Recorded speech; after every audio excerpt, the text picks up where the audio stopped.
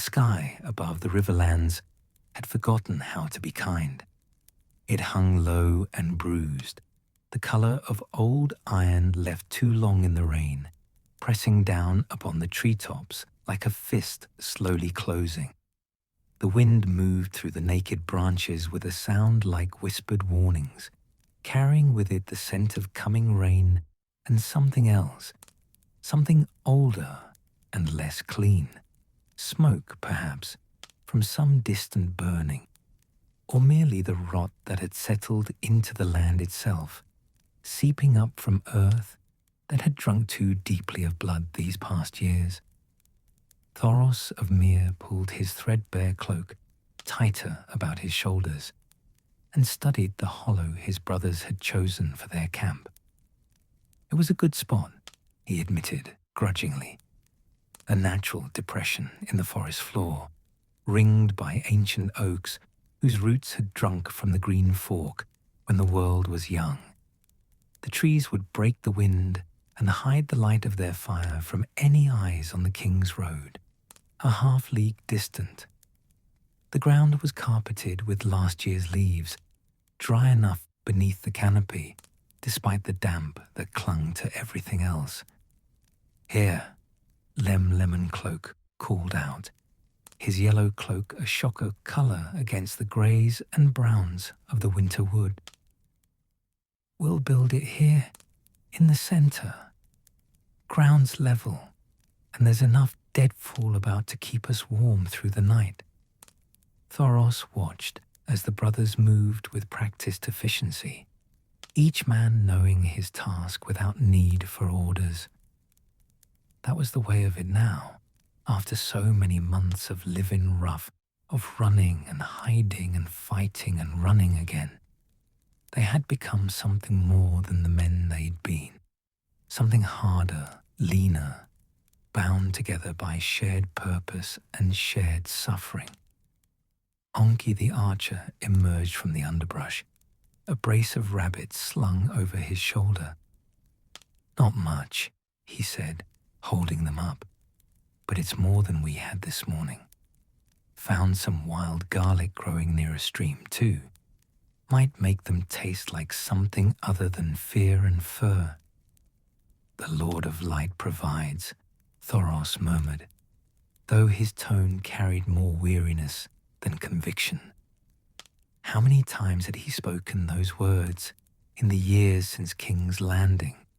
How many times had he watched the flames and wondered if any god was truly listening, or if they were all just making noise in the darkness, shouting at the void?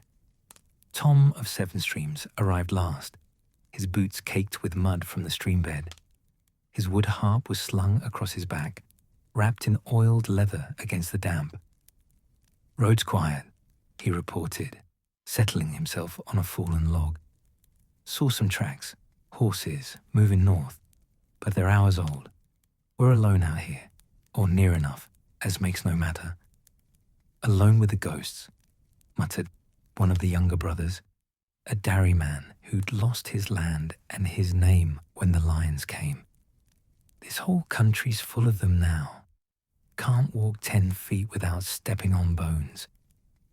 "Then watch where you step," Lem said, but there was no heat in it. They'd all felt it, that sense of walking through a graveyard. The Riverlands had become a place of empty holdfasts and burned villages, of fields gone to seed and orchards left untended. The War of the Five Kings had bled the heart out of the land, and what remained was something hollow and haunted. Thoros knelt beside the fire pit the brothers had scraped out, watching as they arranged the wood. Kindling first, then larger pieces, building it up in the way he'd taught them. Not for warmth alone, though the nights were cold and getting colder. Not even for cooking, though a man needed hot food in his belly to keep going. No, the fire was for something else, something the Red Priests of Volantis had understood when the world was younger. Fire was for truth. "Let me," he said, and the brothers stepped back. They knew this ritual, had seen it performed 100 times in 100 camps. But it still held power, still meant something. Thoros drew the flint and steel from his pouch, then paused. Once, in the days of wine and laughter at Robert's court, he would have used a trick. Wildfire painted on his blade, a mummer's show to impress the lords and ladies. But those days were ash and memory now. He struck the flint. Sparks fell into the kindling like tiny stars tumbling from heaven. For a moment, nothing. Then a curl of smoke, grey as the sky above. Then a lick of flame, small and hesitant, tasting the air. Thoros leaned close and breathed upon it, gentle as a prayer. And the flame grew. It spread through the kindling with eager hunger, climbing up to embrace the larger wood. And soon the fire was crackling, orange and gold and red, painting dancing shadows on the faces of the men who gathered around it. "Lord of Light, defend us," Thoros intoned, the words coming as natural as breath now, though once they'd been only sounds learned by rote. "For the night is dark and full of terrors." "For the night is dark and full of terrors," the Brotherhood echoed, some with conviction, some merely from habit. It didn't matter. The words had been spoken, the fire kindled. That was enough. For a time, no one spoke. The men settled themselves around the flames, some sitting, some squatting, some lying propped on their elbows. They passed around a wineskin, though the wine was sour and thin. They shared the last of the morning's bread, hard and stale, but softened by dunking it in the broth Anguille was making from the rabbits. Small comforts, but in times like these, small comforts were all a man could hope for. The rain began as full dark settled over the hollow. Not a downpour, not yet, but a steady pattering against the leaves above, a promise of worse to come. But the fire was strong, and the tree cover thick, and the brothers were dry enough. They'd learned to be grateful for dry enough. Lem stretched out his long legs toward the flames and sighed. 7 hells, but I'm tired, tired in my bones, tired in my soul, if I've still got one after all we've done. "You've a soul," Tom said, plucking a soft, meandering tune on his harp. "Black and twisted as a Dornish olive tree, maybe, but it's there. I can hear it complaining all the way over here." That drew a few chuckles, weary but genuine. Laughter was hard won these days, precious as gold. "I'm tired too," admitted Merritt of Moontown, another of the Brotherhood, a former merchant's guard with a scar that ran from his eye to his jaw. "Tired of running, tired of fighting, tired of seeing good men die for a cause that seems further away every day." The fire crackled, sending up a spray of sparks that climbed toward the dark sky like prayers. Thoros watched them rise and wondered if Rolla saw them, wherever he was, if he cared. "We're all tired," Anguille said quietly. "That's the nature of war. It grinds you down, slow as a millstone, until there's nothing left but grit and determination. The question is whether you've got enough determination to outlast the grinding." "Cheerful thought," Lem muttered. Tom's fingers stilled on the harp strings. He looked around the circle of faces, each one lit by firelight, each one marked by the things they'd seen and done. "You know what we need," he said. "What we truly need on a night like this?" "A featherbed and a willing wench," suggested one of the younger men, hopefully. "Stories," Tom said, ignoring the jest. "We need stories. Good ones, bad ones, true ones. Something to remind us that we're more than just swords and bows, that we've got histories, that we came from somewhere and we're going somewhere, even if we don't know where that somewhere is. Thoros felt something stir in his chest. The bard was right. They'd been fighting so long, running so hard, that they'd forgotten who they were beneath the blood and the mud. A man needed more than purpose to keep going. He needed memory. He needed to remember that he'd once been young, once been different, once had dreams that didn't involve simply surviving another day. Stories, he said aloud, tasting the word. Yes. Lem sat up straighter. What kind of stories? Any kind, Tom said, warming to the idea. Tales of valor, if you've got them. Tales of mystery or strangeness. Tales of home, from before all this. Anything that reminds us we're men and not just weapons. I'm no storyteller, protested Merritt. I can barely count past 20 without taking off my boots. Then tell us about the first time you kissed a girl, Tom said. Or the worst drunk you ever had. Or the time you saw something you couldn't explain. Every man's got stories, Merritt. They're just hiding under all the other shit we carry around. It was in ruins, Lem said. Half burned, roof caved in on one side. But there was a septon there, young fellow. Couldn't have been more than 25.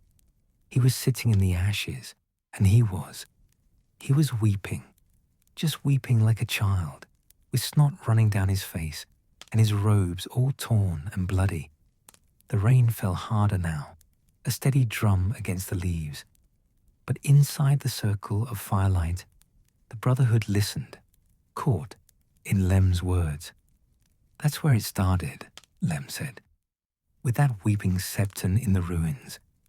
And what he told me, what he'd seen and heard, it stayed with me since.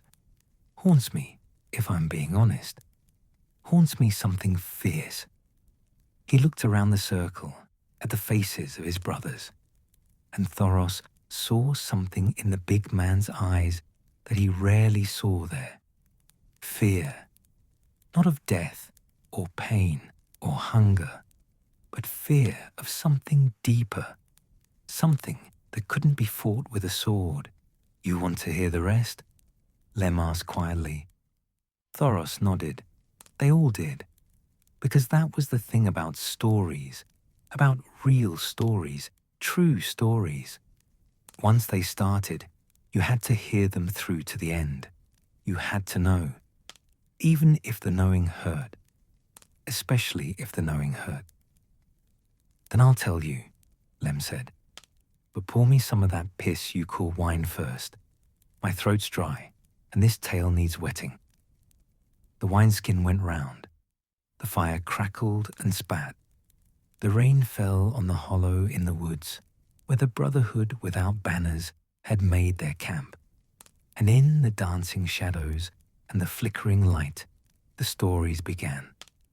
And outside the circle, in the dark places between the trees, the land itself seemed to lean in closer, listening, because the Riverlands remembered everything.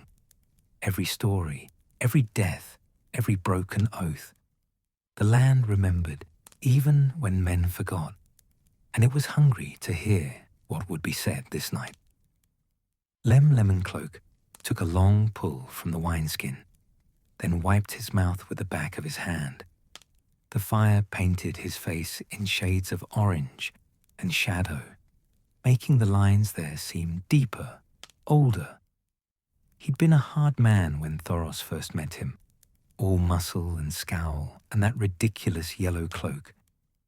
But the years had added something else to him, a weight that showed in his eyes, in the set of his shoulders. 3 months passed, he began, his voice rough as old leather. Maybe closer to 4 now. Time runs strange when you're living rough, doesn't it? One day bleeds into the next, until you can't remember if something happened a week ago or a season. He paused, gathering his thoughts. But this I remember clear as spring water. clear as I remember my mother's face. Gods rest her. The Brotherhood shifted, settling in. Tom set aside his harp, knowing this was not a tale for music. Ungi fed another branch to the fire, and sparks climbed toward the hidden stars. We'd heard rumors, Lem continued. Whispers on the road, the kind that make your skin crawl. Talk of something terrible at the Twins, of treachery and slaughter. But rumors are cheap in wartime. Every village has a dozen, each one more outlandish than the last. So we didn't know. Not truly. Not until we got closer. He stared into the flames, as if seeing something there that the others couldn't. I was with 3 others, Notch and likely Luke, and a dairyman whose name I've forgotten, if I ever knew it. Dead now, all 3. The dairyman took a crossbow bolt outside Maidenpool. Notch and Luke, well, that's another story for another night, if I live to tell it. Thoros found himself leaning forward despite himself. There was something in Lem's voice, a quality he couldn't quite name. Dread, perhaps. Or memory so sharp, it still drew blood. We were scouting north of the crossing, Lem said, looking for Frey patrols, watching the roads. Lord Beric wanted to know which way the winds were blowing after Robb Stark marched to the Twins for his uncle's wedding. Seemed like good news, that. The young wolf making peace with the Freys, binding his alliance with marriage.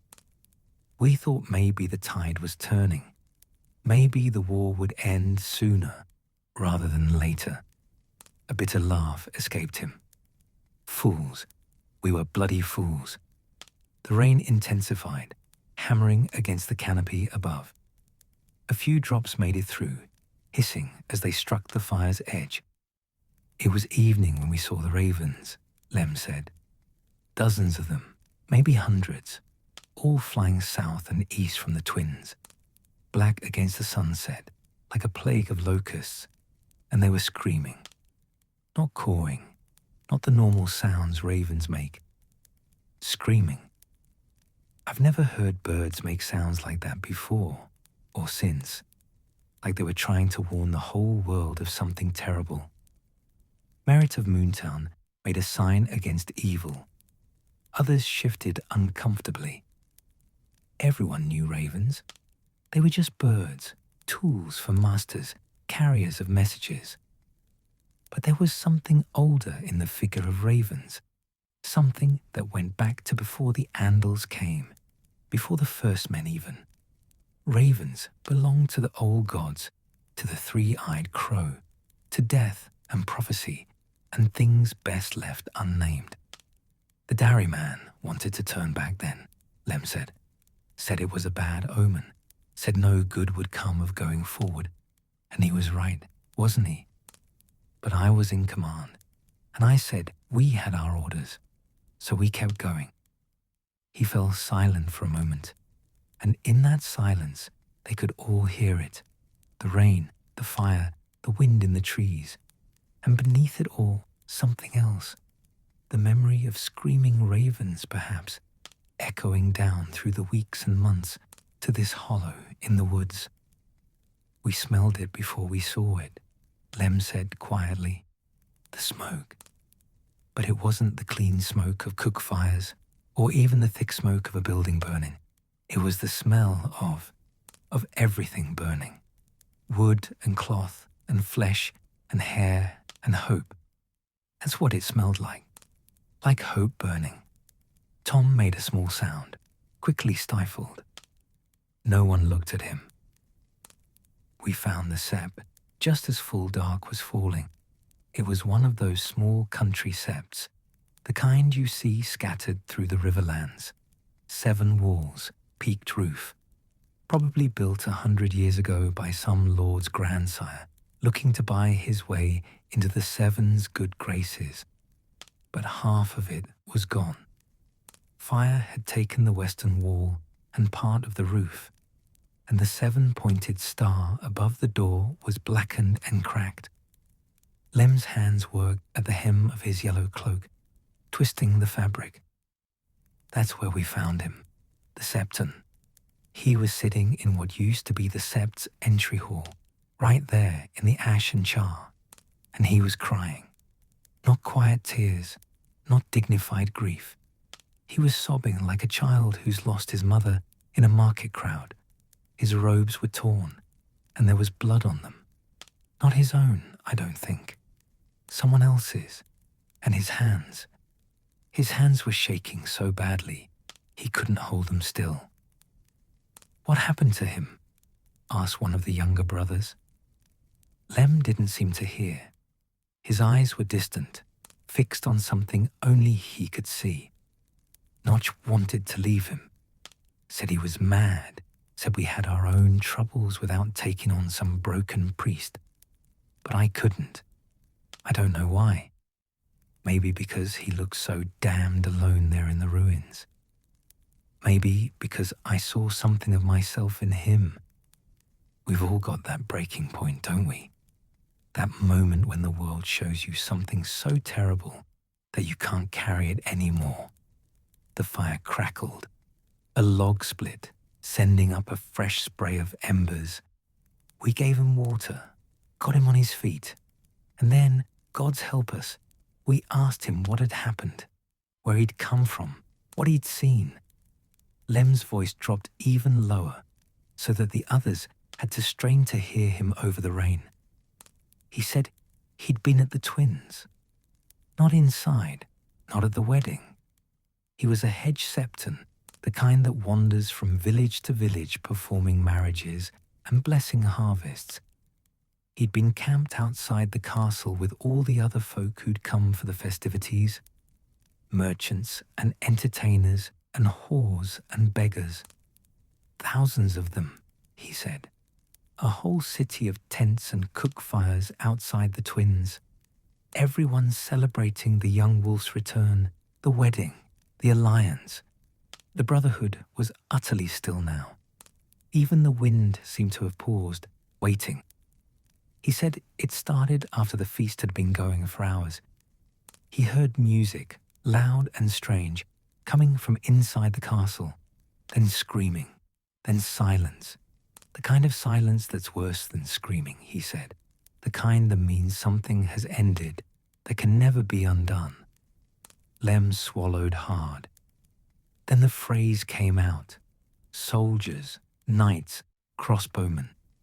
They rode into the camps outside the castle walls, and they started killing. Anyone who wore stark colours, anyone who'd marched with the young wolf, anyone who looked northern. They killed them all, men, women, camp followers, servants. The Septons said the Freys were methodical about it, not wild with bloodlust, not laughing or shouting, just doing a job, like they were slaughtering pigs. Gods, breathed Ungi. The Septon ran, Lem continued, ran into the darkness with nothing but his robes and his faith. He said he ran for hours, through fields and woods, not knowing where he was going, just running. And behind him, he could hear it, the sounds of slaughter, the screams, the silence after. He said it followed him like a shadow, even when he couldn't hear it anymore, especially then. The rain had become a downpour now, drumming against the leaves in a rhythm like distant drums. Or like horses' hooves, perhaps. Or like the march of an army that served neither Stark nor Lannister, nor any living king. He ended up at that sept, don't know how. Maybe the Seven guided him, maybe just chance. But when he got there, he wasn't alone. There were others, Frey men-at-arms, 3 of them. They'd been at the twins too, been part of it, and they were dying. Thoros straightened. Dying how? Wounds, Lem said. Infected, fevered. One had taken a blade in the gut. Wolves don't go down easy, even when you betray them under guest right. Another had an arrow wound that had gone bad. The third had nothing you could see. No wound, no mark.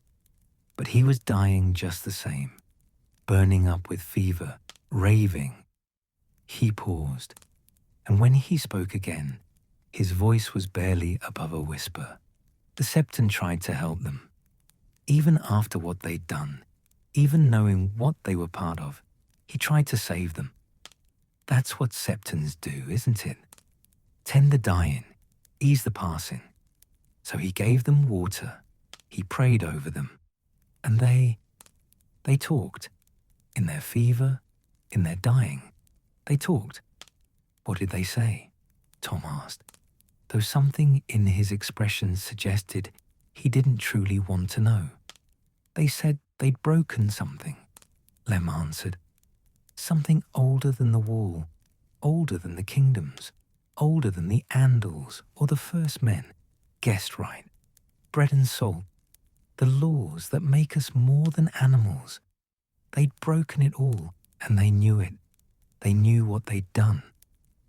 He reached for the wineskin again, drained what was left, then tossed it aside. The one with the gut wound. He kept saying he could hear wolves. Not one wolf, not a pack. Wolves everywhere, in the walls, in the wind, in his own head. He said they were howling, and the sound was going to drive him mad before the wound killed him. He begged the Septon to make them stop, begged him to pray to any god that would listen. But the wolves just kept howling. Merritt shifted. Were there wolves, really? The Septon said he didn't hear any, Lem replied. But he believed the dying man heard them, believed it absolutely. And there was something else. The one with the arrow wound, before he died, maybe a day after the Septon found them.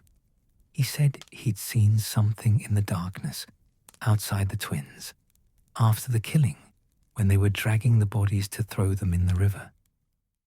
The fire seemed to dim, though no one had touched it. He said he saw a wolf, a dire wolf, bigger than any horse, with eyes that reflected the torchlight like coins. It was standing at the edge of the tree line, just watching. He said he looked right at it, and it looked right back at him. And in that moment he knew that it understood what had been done, understood who had done it.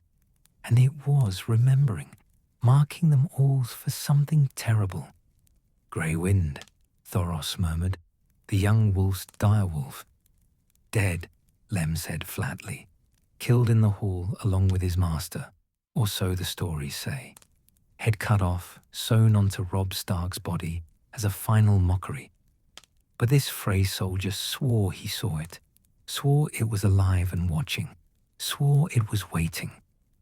The Brotherhood exchanged uneasy glances. They'd all heard the stories about the Stark direwolves, beasts out of legend, touched by the old magic of the North. But legends were one thing, a dying man's testimony was another. All three of them died, Lem said. The Septon buried them as best he could, right there by the sept. And then he just broke, sat down in the ashes and started crying. And he was still crying when we found him 2 days later. Maybe he'd stopped sometime in between. Maybe he hadn't. I don't know. What did you do with him? Asked Ongi quietly. Took him to a village a few leagues south. Left him with the elder there. Gave him what coin we could spare. I don't know if he ever stopped crying. Don't know if he found his way back to whatever peace Septons are supposed to have. But I think about him sometimes. Think about what it must be like to hear dying men confess something like that. To know that the world had broken and there was nothing you could do to fix it. Lem looked up from the fire, his eyes meeting Thoros's across the flames. That's when I knew, he said. That's when I understood what the Red Wedding meant. It wasn't just about Robb Stark dying, or the northern host being slaughtered, or even the war changing. It was about something deeper. The phrase didn't just kill their guests. They killed the idea that there are some laws even war can't break. They killed the thing that makes us different from beasts. He gestured around the hollow, at the Brotherhood gathered there. That's why we're still fighting. Not for Robb Stark. He's dead and gone. Not for any king or lord. But because someone has to remember that those laws mattered. Someone has to stand for the idea that you don't betray your guests, that bread and salt mean something, that oaths aren't just words to be broken when it's convenient. The rain began to ease, settling into a steady drizzle. The fire burned on, patient and eternal. The Septon told me one more thing, Lem said, his voice returning to something like normal, though it still carried that weight of memory. Before we left him, he said the land itself knew what had been done, said he could feel it in the ground, in the air, in the water of the streams. The Riverlands had been wounded, cut deep, and the wound wasn't going to heal. Not in his lifetime, maybe not ever. He fell silent then, and no one spoke for a long moment. What was there to say? They'd all felt it, that sense of wrongness that had settled over the land after the twins. The way villages were emptier than they should be, even accounting for the war. The way animals acted strange, and crops grew poorly, and people looked over their shoulders at nothing. The way the world felt, broken. That's my tale, Lem said finally, settling back. Not a happy one, I know, but true. Every word of it. Thoros stirred, breaking the spell of silence. The Lord of Light sees all, he said quietly. Remembers all. And the night is long, but it ends. It always ends. Does it? Lem asked, not challenging, just wondering. I used to think so. Now I'm not so sure. The fire crackled its wordless answer, neither agreeing nor denying. It simply burned, as fire had burned since the world was young, offering warmth and light against the darkness, but making no promises about the dawn. Tom picked up his harp again, fingers finding a soft, mournful melody. Not a song, not yet, just notes strung together like prayers, like memories, like the sound sorrow makes when it has no words. And in the hollow in the woods, the Brotherhood Without Banners sat with Lem's tail, hanging over them like smoke, like rain, like the shadow of something terrible that would never quite leave them alone. The silence that followed Lem's tale stretched long and uncomfortable, broken only by the crackling of the fire and Tom's mournful notes. The rain had gentled to a whisper against the leaves, but the darkness beyond their small circle seemed deeper now, more present, as if Lem's words had given it substance and weight. Ungai the archer sat with his back against an oak trunk, his longbow resting across his knees. His fingers moved absently along the wood, tracing the grain the way another man might worry at prayer beads. He was a small man, lean and weathered, with the kind of face that could disappear in a crowd, useful for a man who made his living with a bow. But his eyes were sharp, the eyes of someone who'd spent years measuring distances, calculating wind, seeing things others missed. Heavy tail Lem, he said at last, his voice soft but carrying clearly in the night. Heavy and dark, makes a man wonder if there's any light left in the world at all. If you've got a lighter story, Angie, we'd all welcome it, said Merritt, trying for levity and not quite reaching it. Angai smiled, a quick flash of teeth in the firelight. I don't know if it's lighter, but it's older, and there's something to be said for that. Old sorrows sit easier than fresh ones, or so I've found. He shifted, settling himself more comfortably. This tale goes back years, back to Robert's rebellion, when I was barely old enough to grow a beard and too young to know better than to take every job that came my way. Thoros leaned forward. Stories from the rebellion always caught his attention. He'd been in Westeros then, a newly arrived priest from Myr, full of fire and faith and stupidity. He'd fought at Pike later during the Greyjoy Rebellion. But the first war, Robert's war against the Mad King, that had been before his time in Westeros, truly began. I was living in the Dornish Marches then, Ungi continued. Stone and sky country, all rocks and ravens and old grudges. My father was a fletcher, made arrows for Lord Caron. Good arrows too, straight and true, though it didn't save him when the sickness took him the winter I turned 15. Left me with a cottage, a workshop, and a skill with a bow that was better than it had any right to be. He paused, his fingers still moving along the bowstring. The rebellion came to the marches like a storm. One day we're making arrows for border skirmishes with Dawn. The next, there are armies marching north and south, and everyone's choosing sides or trying not to get trampled by those who've already chosen. Lord Caron declared for Robert. The Stormlands stood together in those days, mostly. And suddenly, there was more demand for arrows than my father's old workshop could supply in a year.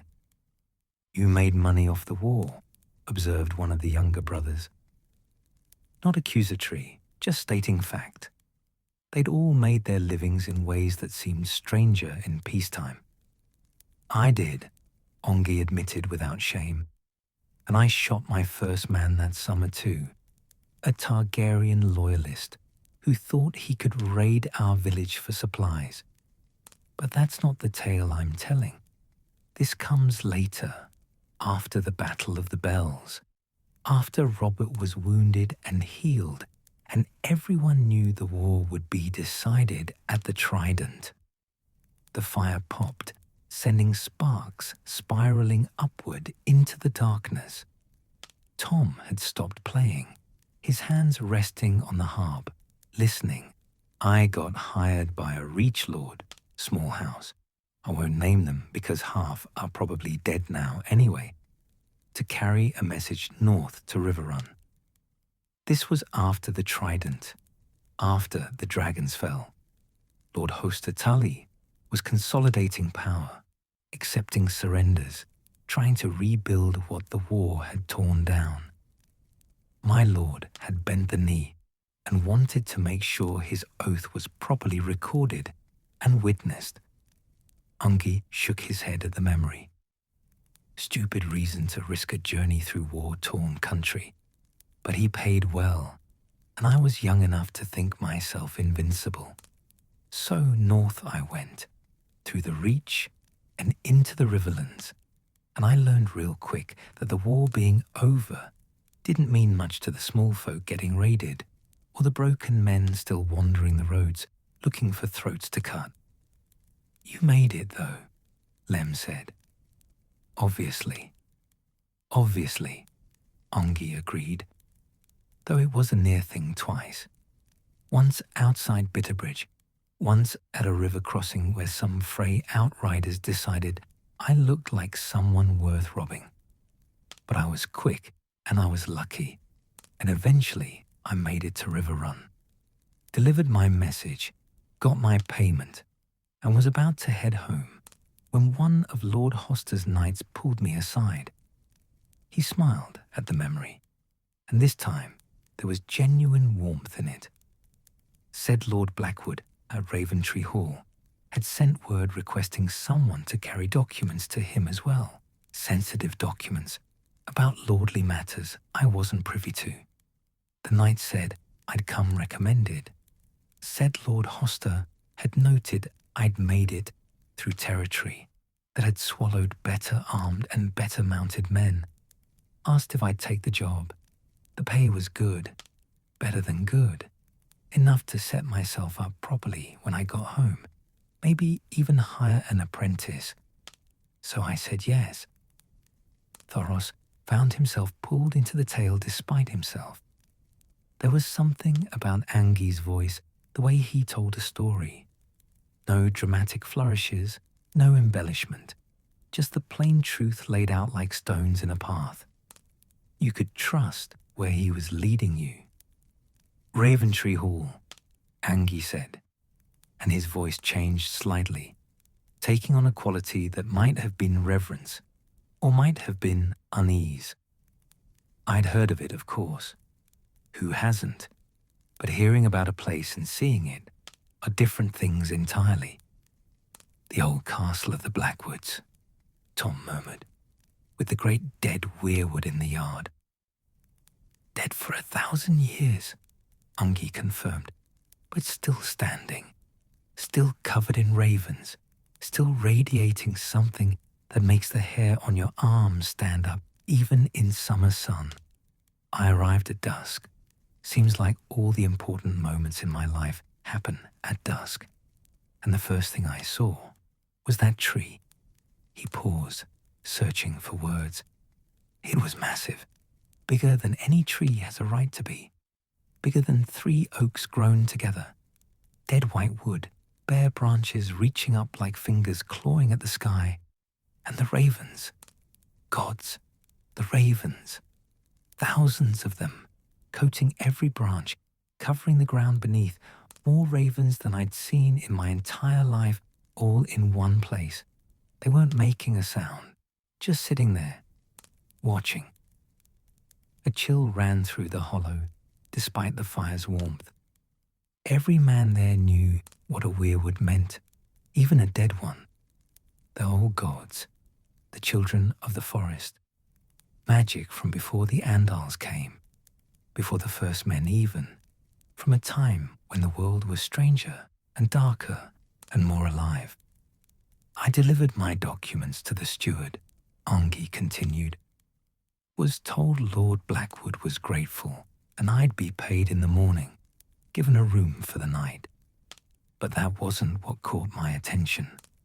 What caught my attention was the man I saw in the yard, practicing with a bow under that dead weirwood while the ravens watched. A Blackwood? Asked Merritt. His master-at-arms, as it turned out, a man named Titos, no relation to the main line, just a sworn sword who'd been at Raventree since he was a boy. Old man, must have been 50 if he was a day, with hands scarred from 60 years of drawing a bowstring and eyes that could probably count the rings in a tree from 100 yards. Angai's own hands moved to his bow again, caressing it like a lover. I watched him shoot. Couldn't help myself. He was perfect. Every motion economical, every breath controlled, every arrow finding its mark like it was coming home. And his marks weren't easy. He was shooting at targets the size of a man's fist from 70, 80 yards away in dimming light, with ravens circling overhead. And he didn't miss. Not once. You introduced yourself, Thoros guessed. I did, after he'd put away his bow. You don't interrupt a man like that while he's shooting. I told him who I was, where I was from, that I'd won the silver medal at an archery contest near Highgarden the year before. He looked at me the way you might look at a child who's claimed to have seen a dragon. Then he asked me if I'd like to shoot with him on the morrow. Angi laughed, the sound surprising in its lightness. I said yes before he'd finished asking, and that night I barely slept, thinking about what he might teach me, wondering if I was good enough to learn from a man like that. The rain had stopped now, leaving only the drip of water from the leaves and the soft sounds of the forest coming back to life. An owl called, somewhere in the distance, hunting. The next morning, Titos met me in the yard just after dawn. The ravens were stirring, making that low muttering sound they make when they're waking up, and the weirwood looked even stranger in the early light, like bone, like a skeleton of some ancient beast that had died standing up. And Titos handed me a bow. "Not your own bow?" asked Lem. "No, his spare bow," he said. "Wanted to see how I handled an unfamiliar weapon. It was heavier than mine, pulled harder, but balanced beautifully. Blackwood work," he told me. Their house had fletchers and bowyers who'd learned their craft from the first men, techniques passed down through thousands of years. Ungi closed his eyes, remembering. We shot for 3 days. That's how long I stayed at Raventree Hall. 3 days that felt like 3 months, like 3 years. He taught me things I'd never imagined about archery. How to read the wind not just with your face but with your whole body. How to feel the weight of the arrow in your fingers and know, before you drew, whether it would fly true. How to breathe with the bow, to make the weapon an extension of yourself rather than something you wielded. "Sounds like more than archery," Tom observed quietly. "It was," Ungi agreed. That was the strange part. The teaching was practical: stance, grip, release, all the physical elements of shooting. But the way he talked about it, he made it sound like something holy, like a form of prayer. He opened his eyes, looking around the circle. On the second day, he took me into the Godswood, the real Godswood, behind the weirwood with the ravens. There were living trees there, old oaks and sentinels and ironwoods, and in the center was a pool of black water, still as glass. And Titos told me something I've never forgotten. The Brotherhood leaned in, caught. He said archery, true archery, the kind that matters, isn't about your eyes or your hands. It's about listening, about opening yourself up to something older than yourself, something that knows where the arrow needs to go before you do. He said the first men understood this, that their best archers could shoot in complete darkness and still find their mark because they weren't really aiming. They were listening to the world, to the wind and the trees and the earth itself, and letting it guide them. "The old gods," Thoros said, and there was no mockery in his voice. He'd seen too much since coming to Westeros to dismiss any faith, even one not his own. "Maybe," Ungi said. He never called them that, not exactly. Just said there were things in the world older than men, older than gods even. And if you were quiet enough and patient enough, you could hear them, feel them. And if you did that before you loosed an arrow, you'd never miss. Not truly. "Did you believe him?" asked one of the younger brothers. Ungui was quiet for a long moment. "I didn't. Not then. I thought it was just an old man's fancy, poetry to dress up a practical skill. But he made me try anyway. Made me stand by that black pool at dawn on my 3rd day there, with my bow and a single arrow. Made me close my eyes and just listen. And," Lem prompted when Angi didn't continue. "And I heard something," Angi said softly. "I don't know what. Not words, not exactly, but a feeling, like the air itself was moving in a certain way, like the world was breathing, and I was part of that breath. And when I opened my eyes and drew and loosed, the arrow flew truer than any I'd ever shot. Split the mark dead center at 90 yards, in light that was barely enough to see by. He looked down at his hands, at the calluses that had built up over years of drawing a bowstring. Titos smiled, said I'd heard it, even if I didn't understand what I was hearing. Said that if I kept listening, really listening, I'd become something more than just a good archer. I'd become what the first men called a wind reader, someone who could make the bow sing songs only the earth could teach. The fire shifted, coals glowing brighter for a moment before settling back. Tom's fingers had found his harp again, picking out a melody so soft it was almost inaudible, more felt than heard.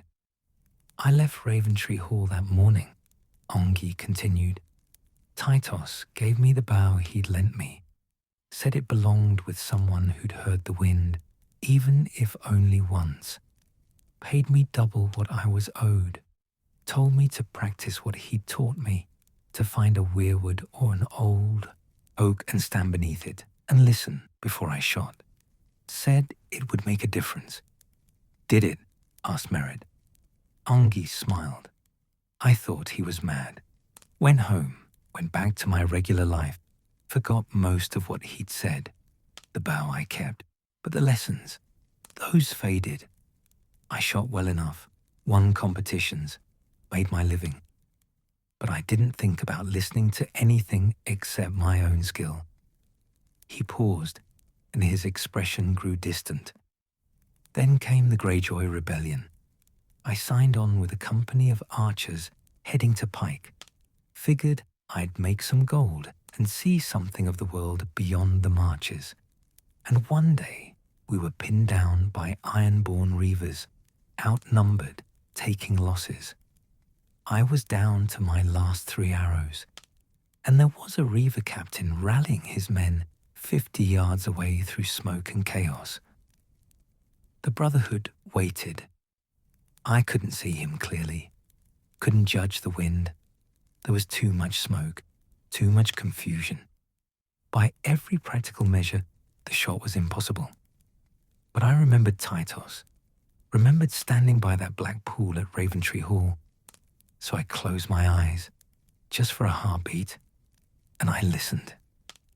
His voice dropped to barely above a whisper. And I heard it. The same thing I'd heard years before. The world breathing, the air moving, everything connected in a pattern I couldn't see but could feel. And when I loosed that arrow, I knew before it left the string, that it would find its mark. Did it? Tom asked, though his tone suggested he already knew the answer. Took the reaver captain through the throat at 53 yards through smoke and screaming. Saved my company, probably saved my life. And from that day to this, before every shot that truly matters, I listen. I find that place Titos showed me, that connection to something older, and I let it guide my hand. He looked up, meeting Thoros' eyes across the fire.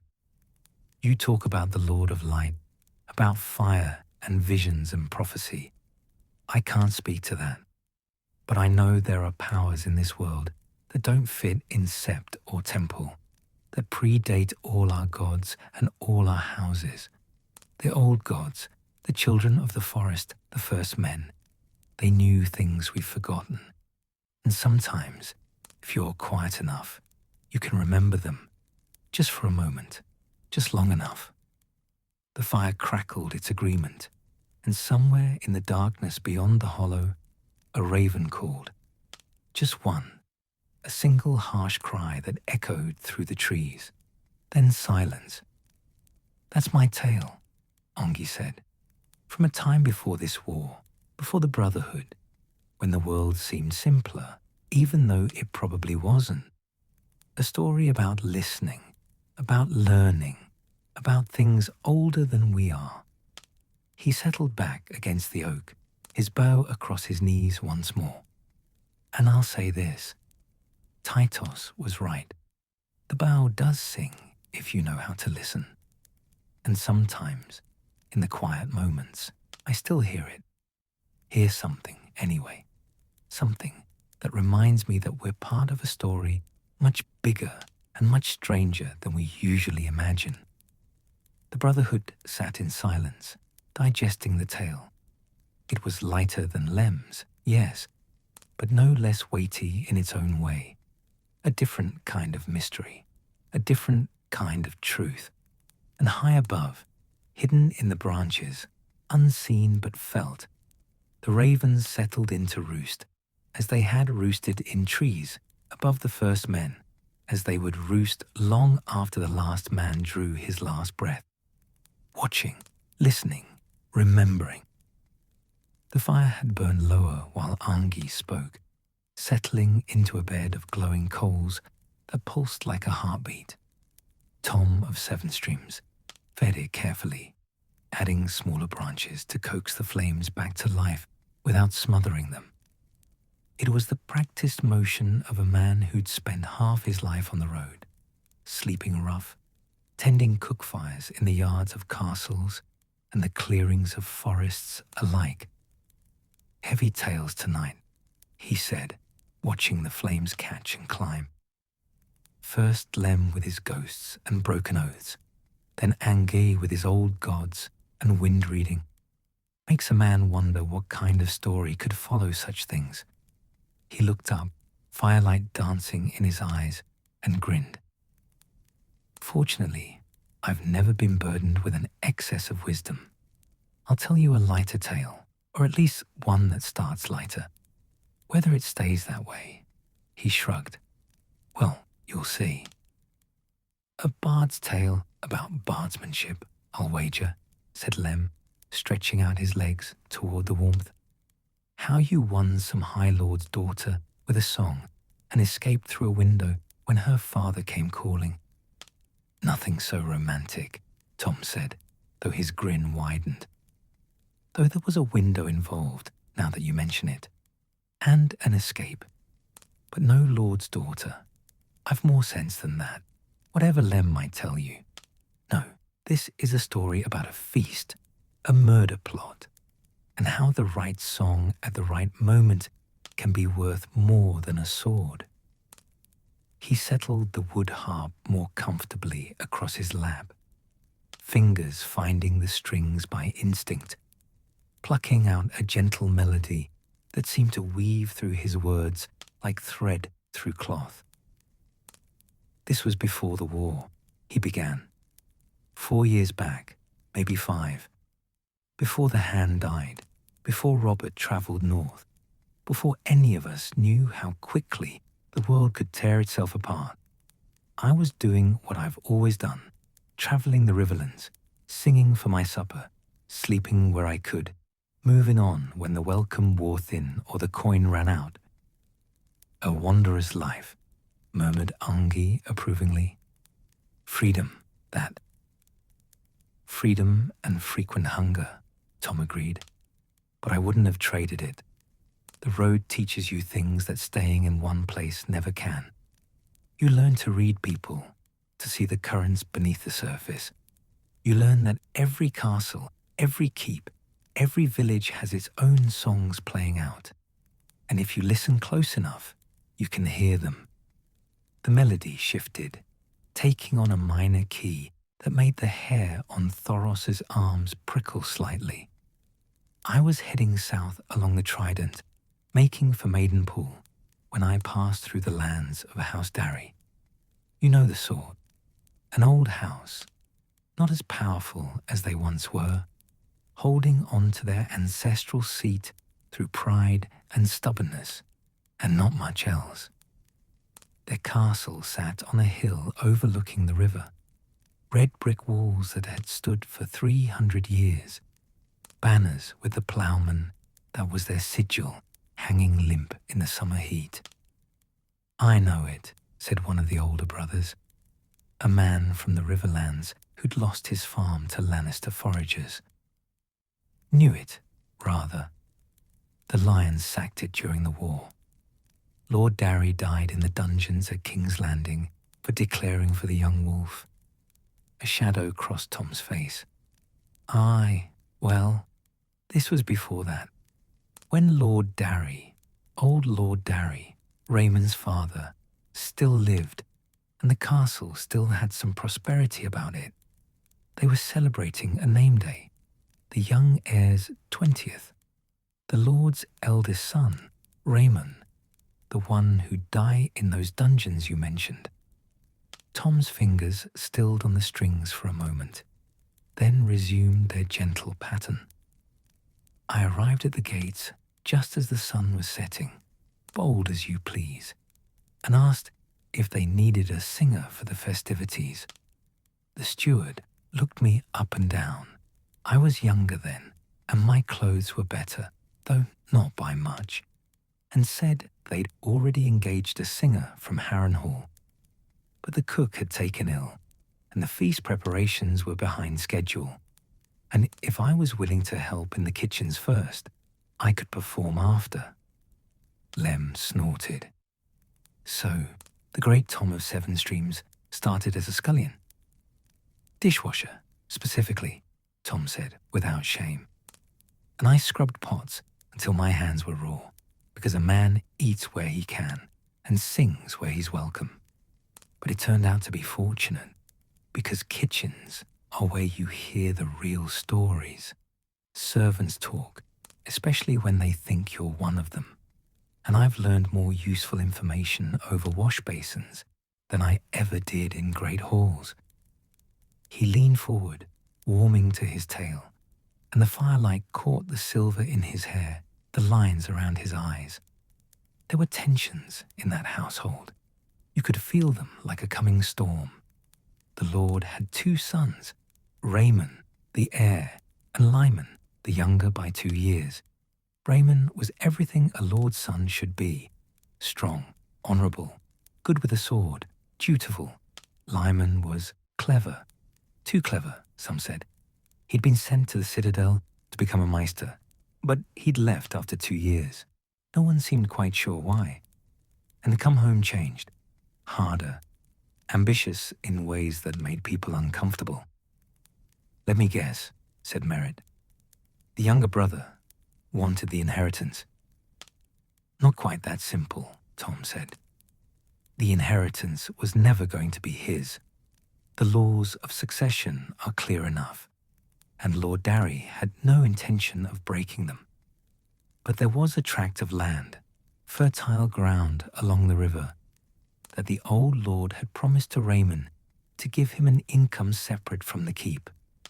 Good land, valuable, and Lyman thought it should be his, that he'd earned it through his years of study, that he was better suited to manage it. The fire popped, sending up a small shower of sparks.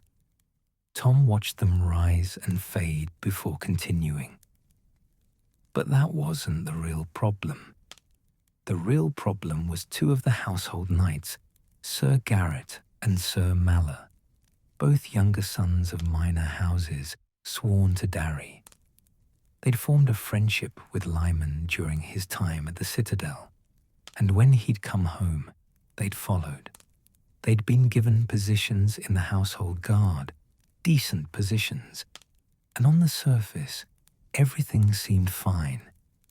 But, prompted Anguille, feast to Raymond's cup specifically, and how no one would suspect murder because the young lord had been complaining of stomach troubles for a week already. 7 hells, breathed Lem. I froze, Tom admitted. Just stood there in the corridor with my water bucket, trying to decide what to do. I couldn't go to the Lord. I was a stranger, a wandering singer, and they were knights of his household. Who would he believe? I couldn't go to Raymond directly. He'd think I was mad, or worse, trying to curry favor with false accusations. And if I tried to warn anyone and was wrong, or if I was right but couldn't prove it, I'd be the one thrown in a cell, or worse. So what did you do? Asked Thoros, leaning forward. Tom's fingers returned to the harp, plucking out a tune that was both melancholy and somehow triumphant. I did what I do best. I sang.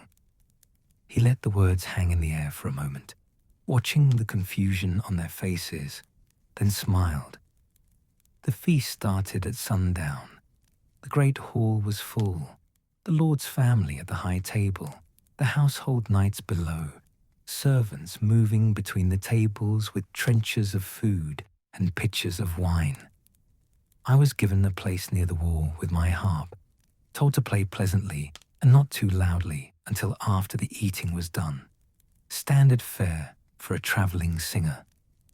But you didn't play pleasantly? Guessed Angi. Oh, I did, Tom said. At first, I played the bear and the maiden fair. I played 6 maids in a pool. I played all the safe, cheerful songs that make people smile and drink and forget their troubles. And I watched. I watched Sir Garrett and Sir Malla like a hawk watches a rabbit. I watched the wine being poured, watched the servers moving between the tables, watched Raymond at the high table laughing with his father and accepting congratulations on his name day. He paused, fingers still moving over the strings. And then I saw it. Saw Sir Malla whisper something to one of the servers. Saw a small vial change hands. Saw the server approach the high table with a specific pitcher of wine. And I knew that was the moment. If I was going to do something, it had to be now. The fire crackled as if urging him on. So I changed songs.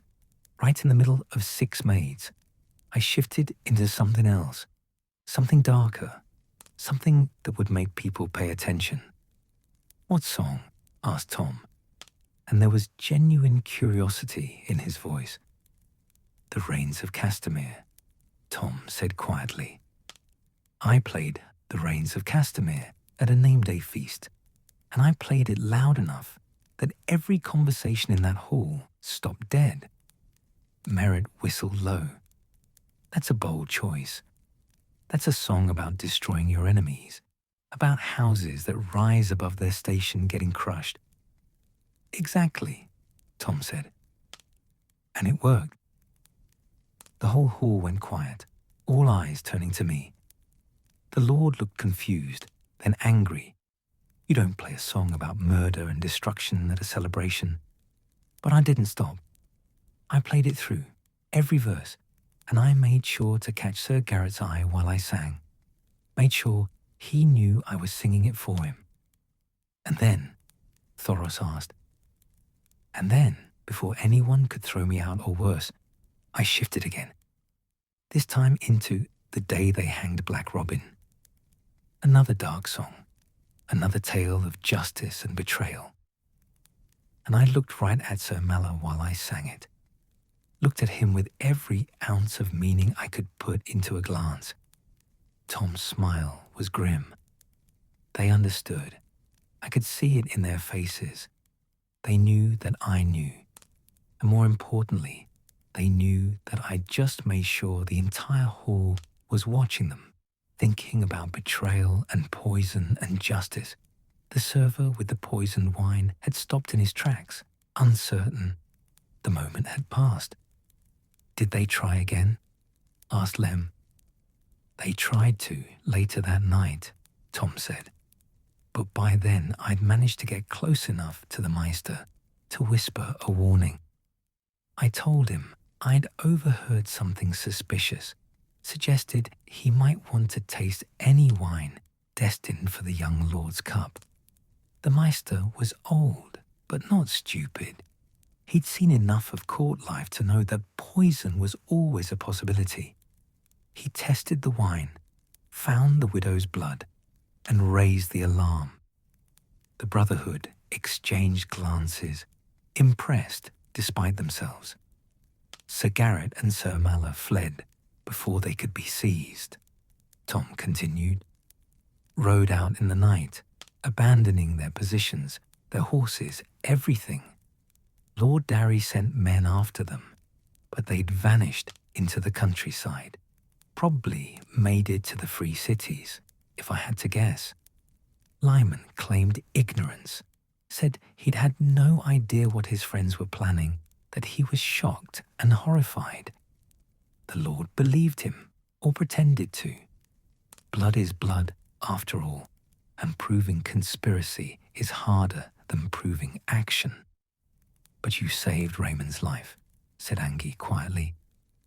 I did, Tom agreed, though he didn't know it. Not fully. The master told him there had been a plot, that a singer had raised the warning, but I'd already left by then. I performed one more night, got paid handsomely, I should mention, and given a fine new cloak, and then I moved on. That's the wanderer's way. You solve a problem, you take your pay, you leave before complications set in.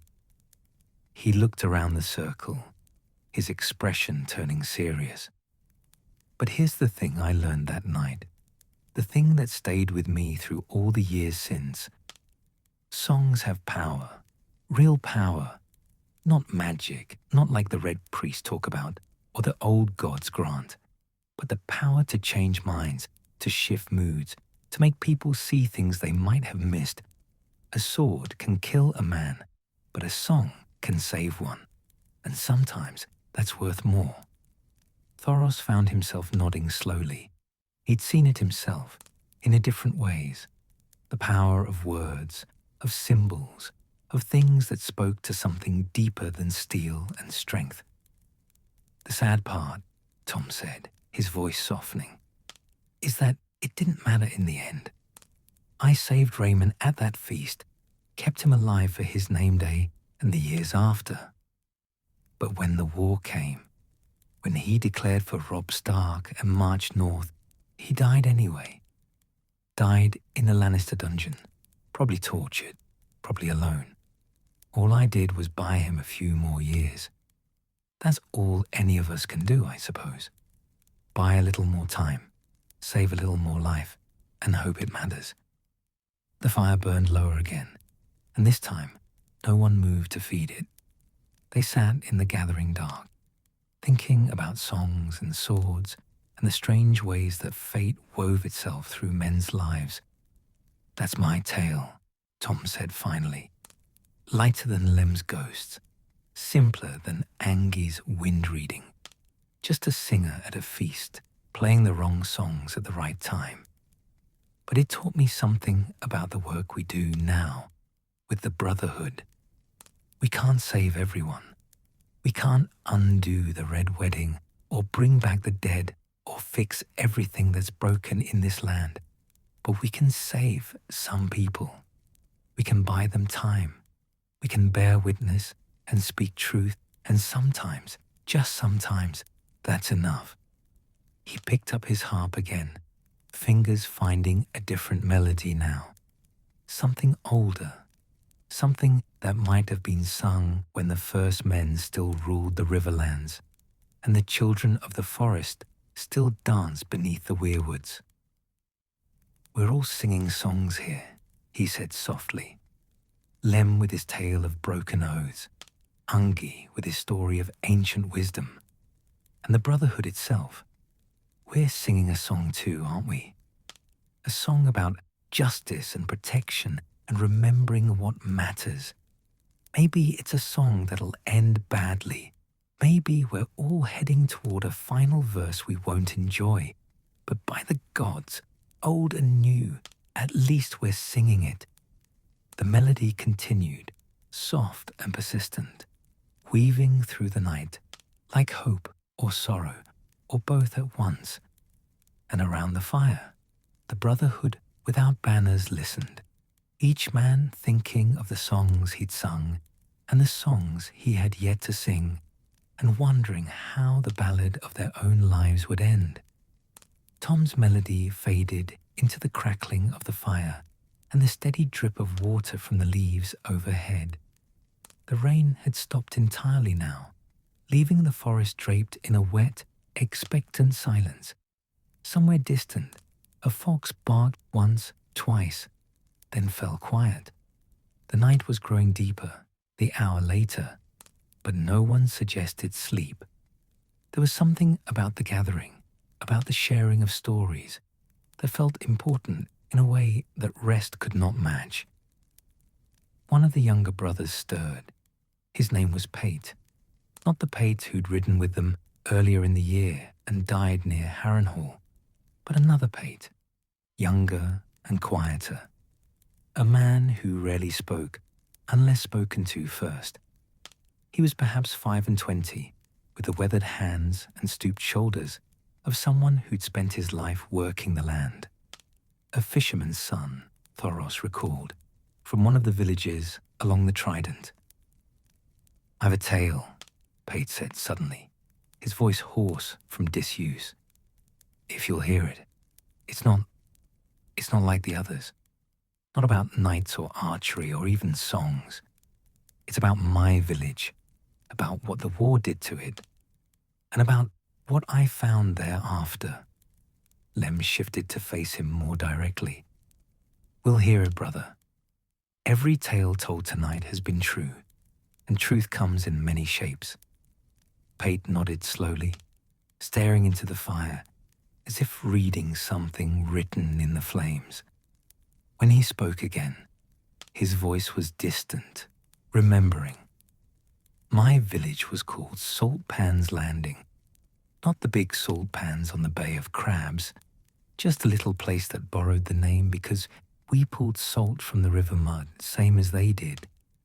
Maybe 40 families, all told. Small. The kind of place you could walk across in 10 minutes if you didn't stop to talk to anyone." He paused, swallowing hard. "We lived by the river, the Green Fork, where it runs wide and slow before joining the main Trident. My father was a fisherman, as was his father before him, going back further than anyone could remember.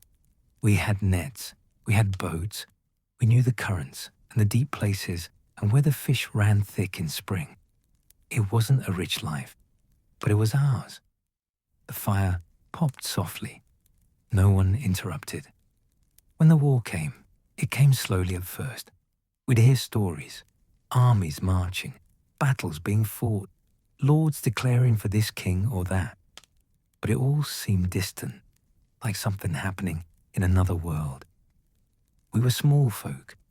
We didn't matter to kings and lords. Or so we thought." Bitterness crept into his voice. Then the foragers came, Lannister men, looking for supplies for their army. They took our grain stores, took our salted fish, took 3 of our boats and burned 2 more when we protested. Killed old Wat the miller when he tried to stop them from taking his winter stores. Just cut him down in front of his wife and daughters like he was nothing. Like killing a man meant less than swatting a fly. Thoros had heard this story 100 times in 100 variations. The small folk, always caught between armies, always suffering for the ambitions of lords they'd never met. It never got easier to hear. But that wasn't the worst, Pate continued. The worst came 3 days later, when a different group arrived. Riverlands men, this time, claiming to be the young wolf's soldiers, though they had no officer with them, and their discipline was poor. They said the Lannisters had stolen our food, so we must be Lannister sympathizers. Said we'd fed the lions and sheltered them and needed to be taught a lesson about loyalty. His hands clenched into fists. We tried to explain, tried to tell them we'd had no choice, that the Lannisters had just taken what they wanted. But they didn't care. They were angry and hungry and looking for someone to hurt, and we were there. So they burned us out. Burned the houses, burned the boats, burned everything that would catch fire. And then they left, laughing and joking like they'd done something brave. The silence that followed was heavy with shared understanding. Every man around the fire had seen similar things, or heard of them, or participated in them before they'd found their way to the Brotherhood and learned that there were better ways to fight. I wasn't there when it happened, Pate said quietly. I'd gone upriver to check traps, was gone for 2 days. When I came back, he stopped, his voice catching. When I came back, everything was gone. The village was just ash and charred timber, Bodies in the ruins. My mother, my sister. My father must have tried to fight because they'd cut him down in the street and left him there for the crows. Beric made a soft sound of sympathy. Several of the brothers looked away, unable to meet Pate's eyes. But that's still not the story, Pate said, and his voice had changed now, taking on a quality that made Thoris's skin prickle. That's just what happened. What I want to tell you about is what I found when I went back a week later. After I'd buried them all, after I'd spent days just walking in circles, trying to understand how the world could be so cruel. I went back one more time, thinking maybe I could salvage something. Tools, maybe, or coins that might have survived the burning. Something to help me start over somewhere else. He looked up from the fire, his eyes reflecting the flames in a way that made them seem almost feverish. The mill dam had broken. I don't know when. Maybe during the raid, maybe after. But the old mill that had stood at the edge of the village since before my grandfather was born, it was gone, just collapsed. And the water from the mill pond had flooded down into the lower part of the village, where most of the houses had been. The whole area was under 3 feet of water, maybe more in places. Muddy brown water, full of ash and debris, and he trailed off. Bodies, he finished quietly. Some of the dead had been caught in the flood when the dam broke. They were down there, under the water, trapped. The owl called again, closer this time. The sound made several of the brothers flinch. I should have left, Pate said. Should have just walked away and never looked back. But I couldn't, because one of those bodies was my sister, Alice. I could see her dress, the blue one my mother had made her for her wedding day 3 months before.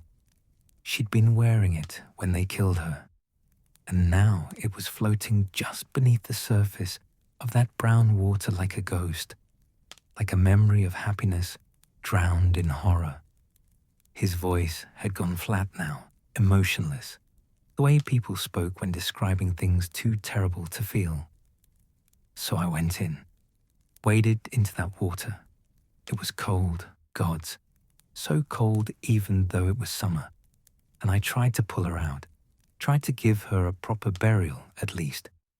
But the water was deeper than it looked, and the bottom was all mud and broken timber, and I kept slipping, kept going under. And that's when I saw them. Saw what? Asked Ungi softly, though his expression suggested he wasn't sure he wanted to know. Lights, Pate said. Under the water, small ones like candles, but blue-green, the color of deep ocean or old ice. They were moving, floating just above the bottom, weaving between the debris. At first, I thought my eyes were playing tricks.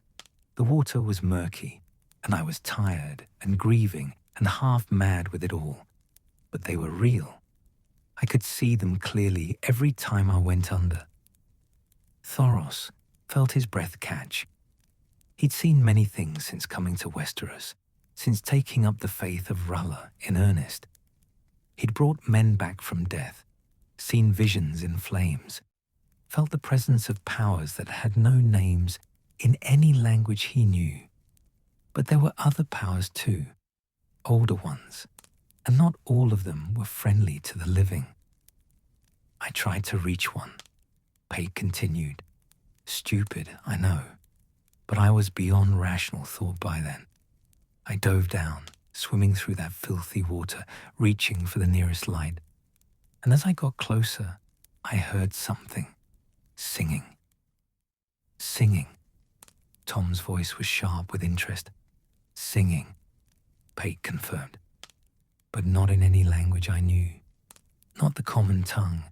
Not even the old tongue that some of the northern men speak. Something older. Words that hurt to hear, that made my head ache and my chest tighten. Beautiful and terrible at the same time, like hearing someone mourn for something that had been lost before men walked the earth. He wrapped his arms around himself, suddenly cold despite the fire's warmth. I surfaced. Had to. My lungs were burning and the singing was making me dizzy. And when I broke the water, gasping, I wasn't alone anymore. There was an old woman standing on what was left of the riverbank, watching me. I'd never seen her before. She wasn't from Salt Pan's Landing, wasn't from any of the nearby villages. She was just there, old as the hills, wrapped in rags, with eyes like a bird's, bright and black and knowing. "What did she say?" asked Merritt, leaning forward. "She asked me what I was doing in the drowned places," Pate said. "Said it wasn't safe for the living to wade where the dead were sleeping. I told her I was trying to recover my sister's body, trying to give her proper burial. And the old woman, she laughed. Not cruelly, but sad-like, sad and knowing. And she said, 'Your sister's not the only one sleeping in these waters, boy. There are older dead here, much older.' The fire shifted, shadows dancing across the faces of the listening men. She told me that the land remembered everything, every death, every sorrow, every drop of blood spilled on it since the world was young. She said the Riverlands especially remembered because more blood had been spilled here than almost anywhere else in Westeros. The first men fought the children of the forest here. The Andals came and drove out the first men. Houses rose and fell, kings warred and died, and the rivers ran red again and again through the centuries. Pate's voice had taken on a sing-song quality, as if reciting something learned by rote.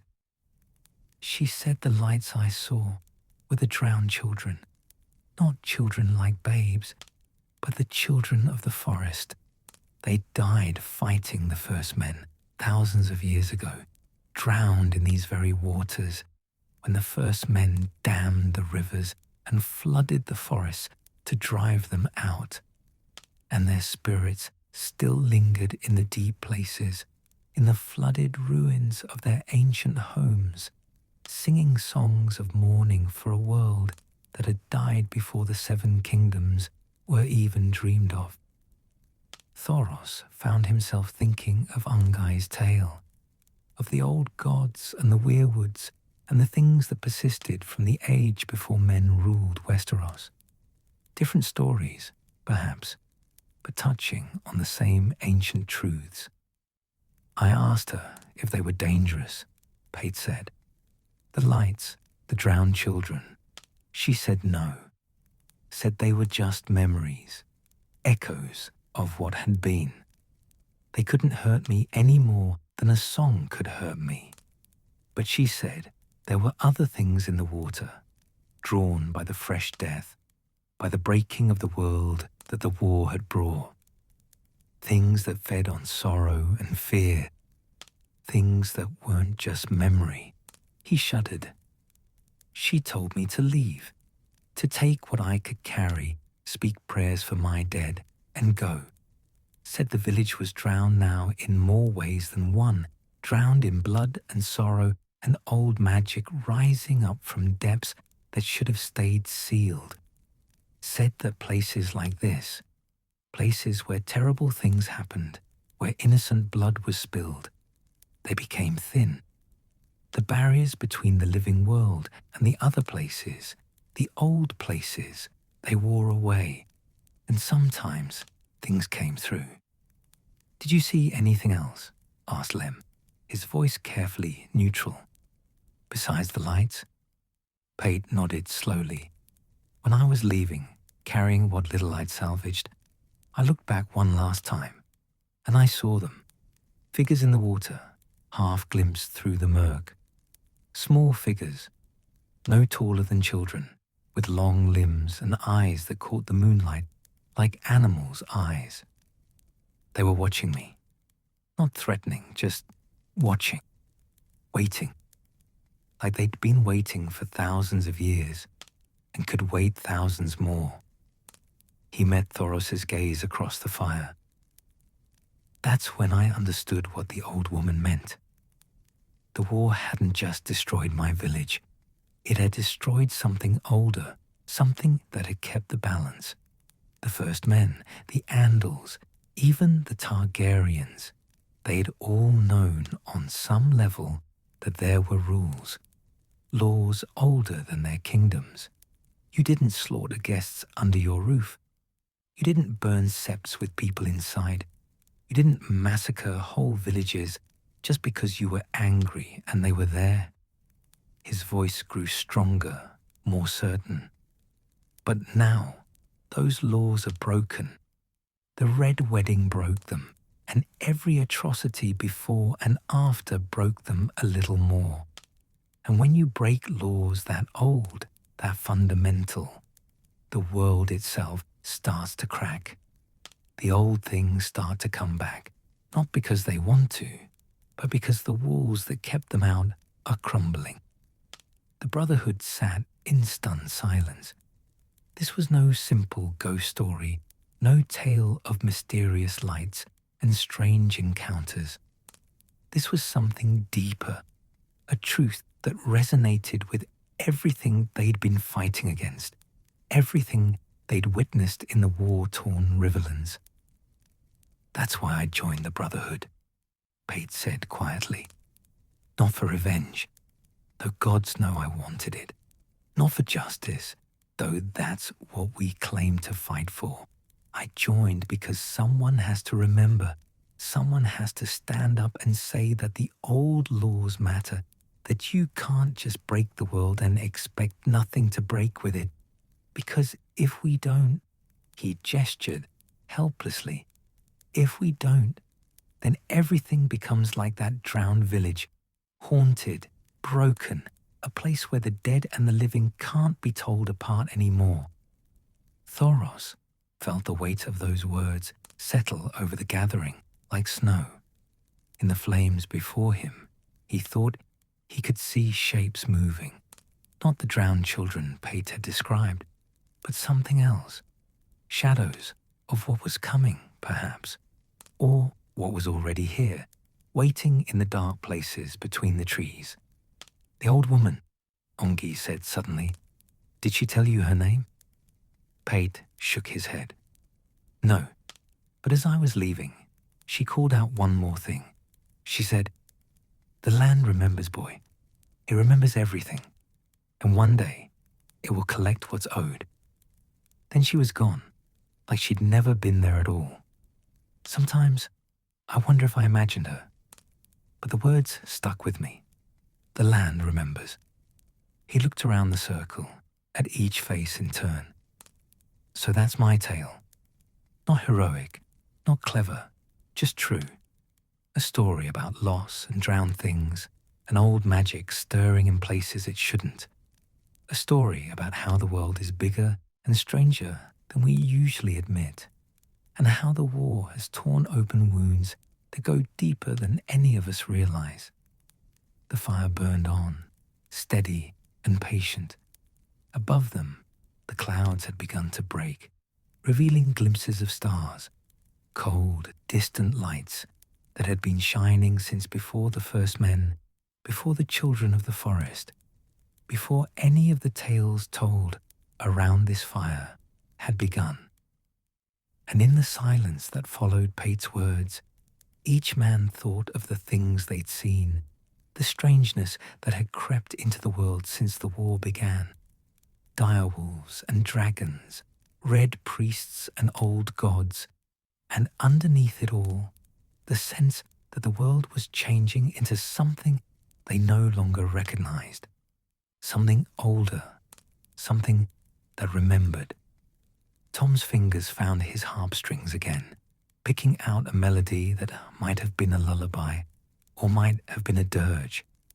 It was hard to tell the difference anymore. 4 tales told, he said softly. And the night's not done yet. Who speaks next, I wonder?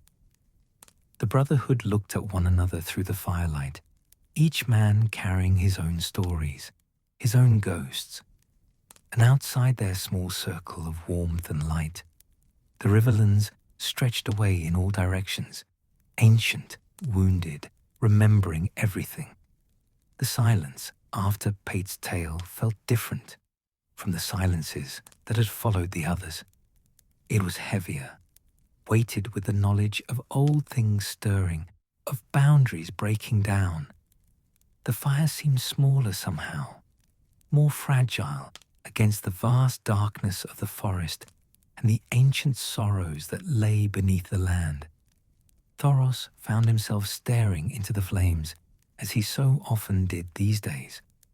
Once, in King's Landing, he'd stared into wine cups with the same intensity, searching for something he couldn't name. Purpose, perhaps, or meaning, or simply oblivion. But the flames were different. The flames spoke if you knew how to listen. And after years of pretending to be a priest, of performing tricks with wildfire and painted swords to amuse the drunken lords of Robert's court, Thoros had finally learned to listen. "You're quiet, priest," Lem said, his voice gentle despite the rough edge to it. "Got a tale for us? Or have all these stories of old gods and drowned magic made you forget your Lord of Light?" Thoros looked up, meeting Lem's eyes across the fire. "I haven't forgotten," he said quietly. "How could I? The flames won't let me." He paused, then added, "And yes, I have a tale. Though I'm not sure it's one you'll want to hear. It's not comfortable, and it offers no easy answers. But it's true, and truth is what we've been trading tonight." "Then speak it," said Ongi. "We've heard of broken oaths and wind reading, of songs and drowned children. What does a red priest of R'hllor add to such company?" Thoros smiled, but there was no humor in it. "A drunk's confession, perhaps, or a madman's ravings, or the terrified testimony of a man who's seen things he has no words for and serves a god he doesn't fully understand." He shifted, settling himself more comfortably, his eyes never leaving the flames. "My tale isn't one story, but many, woven together like threads in a tapestry. It starts in Maya, with a boy who never wanted to be a priest at all." The Brotherhood leaned in.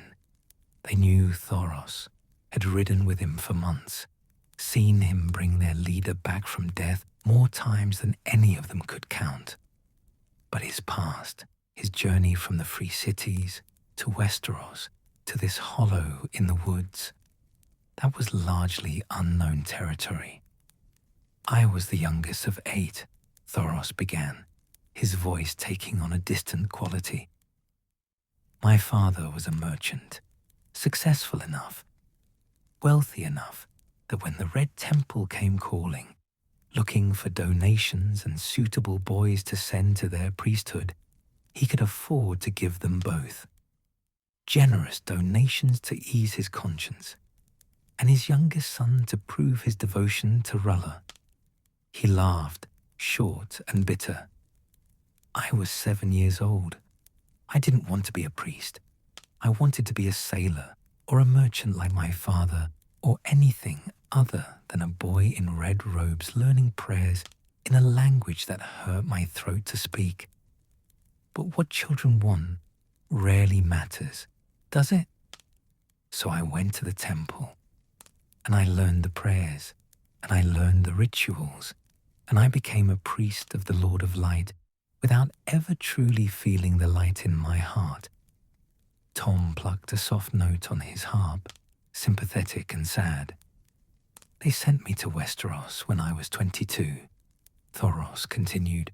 "Sent me to convert the heathens, to bring the light of R'hllor to the benighted 7 kingdoms.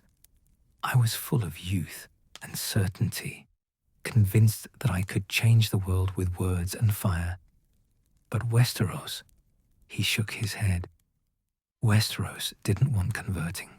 The Highborn had their 7, the Northmen had their old gods, and no one was interested in some foreign priest babbling about a fire god from across the narrow sea. So you became a drunk? Lem said, without judgment, merely stating a fact they all knew. So I became a drunk, Thoros agreed. I drifted to King's Landing, to Robert's Court, and I found that while they wouldn't listen to my sermons, they'd pay good coin to watch me perform tricks. I'd coat my sword in wildfire and set it ablaze, charge into melees with a flaming blade, put on a show. It was blasphemy, using the sacred fire as entertainment. But I told myself it was spreading awareness of Rolla, when really I just enjoyed the applause and the wine that came after. He picked up a stick and poked at the fire, sending up a small shower of sparks. For years, that was my life, drinking, fighting in tournaments, performing for lords who thought me a amusing curiosity. I forgot the prayers I'd learned as a boy, forgot the teachings of the Red Temple, forgot everything except the bottom of wine cups and the roar of crowds. I was a fraud, a joke, a priest without faith, serving a god I'd stopped believing in. The admission hung in the air, raw and honest. And then came the Greyjoy Rebellion, Thoros said, and his voice changed, dropping lower. Robert called his banners, gathered his forces, prepared to put down Balon Greyjoy's uprising. I went because I was bored, I suppose. Because a siege sounded more interesting than another feast. I took my flaming sword, still just a trick, still just wildfire and showmanship, and I joined the assault on Pike. Angie stirred. I was there too. Saw you charge through the breach, sword burning like a brand from the hells. Every man there thought you were mad. I was mad, Thoros said simply. Mad with drink and battle fury, and the desperate need to prove I was more than a failed priest and a court jester. I fought like a demon, cut my way through iron-born defenders, and when it was over, people called me brave, called me a hero. But I knew the truth.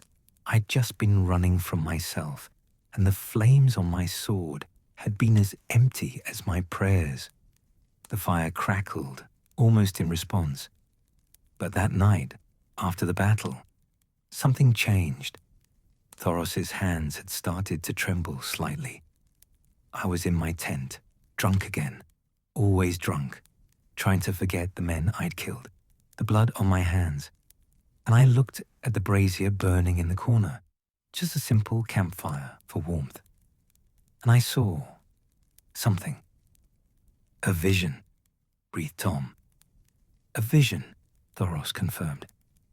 Though I didn't understand it at the time. I saw a battle, but not like any battle I'd ever witnessed. It was fought on ice, on a frozen lake or river, under a sky that was wrong. Too dark, too cold, the stars themselves seeming to flee. And the enemy. He stopped, struggling for words. The enemy weren't men.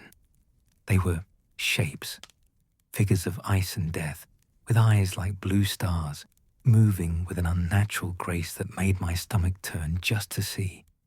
And there were thousands of them, tens of thousands, an army of the dead marching south. The Brotherhood had gone utterly still.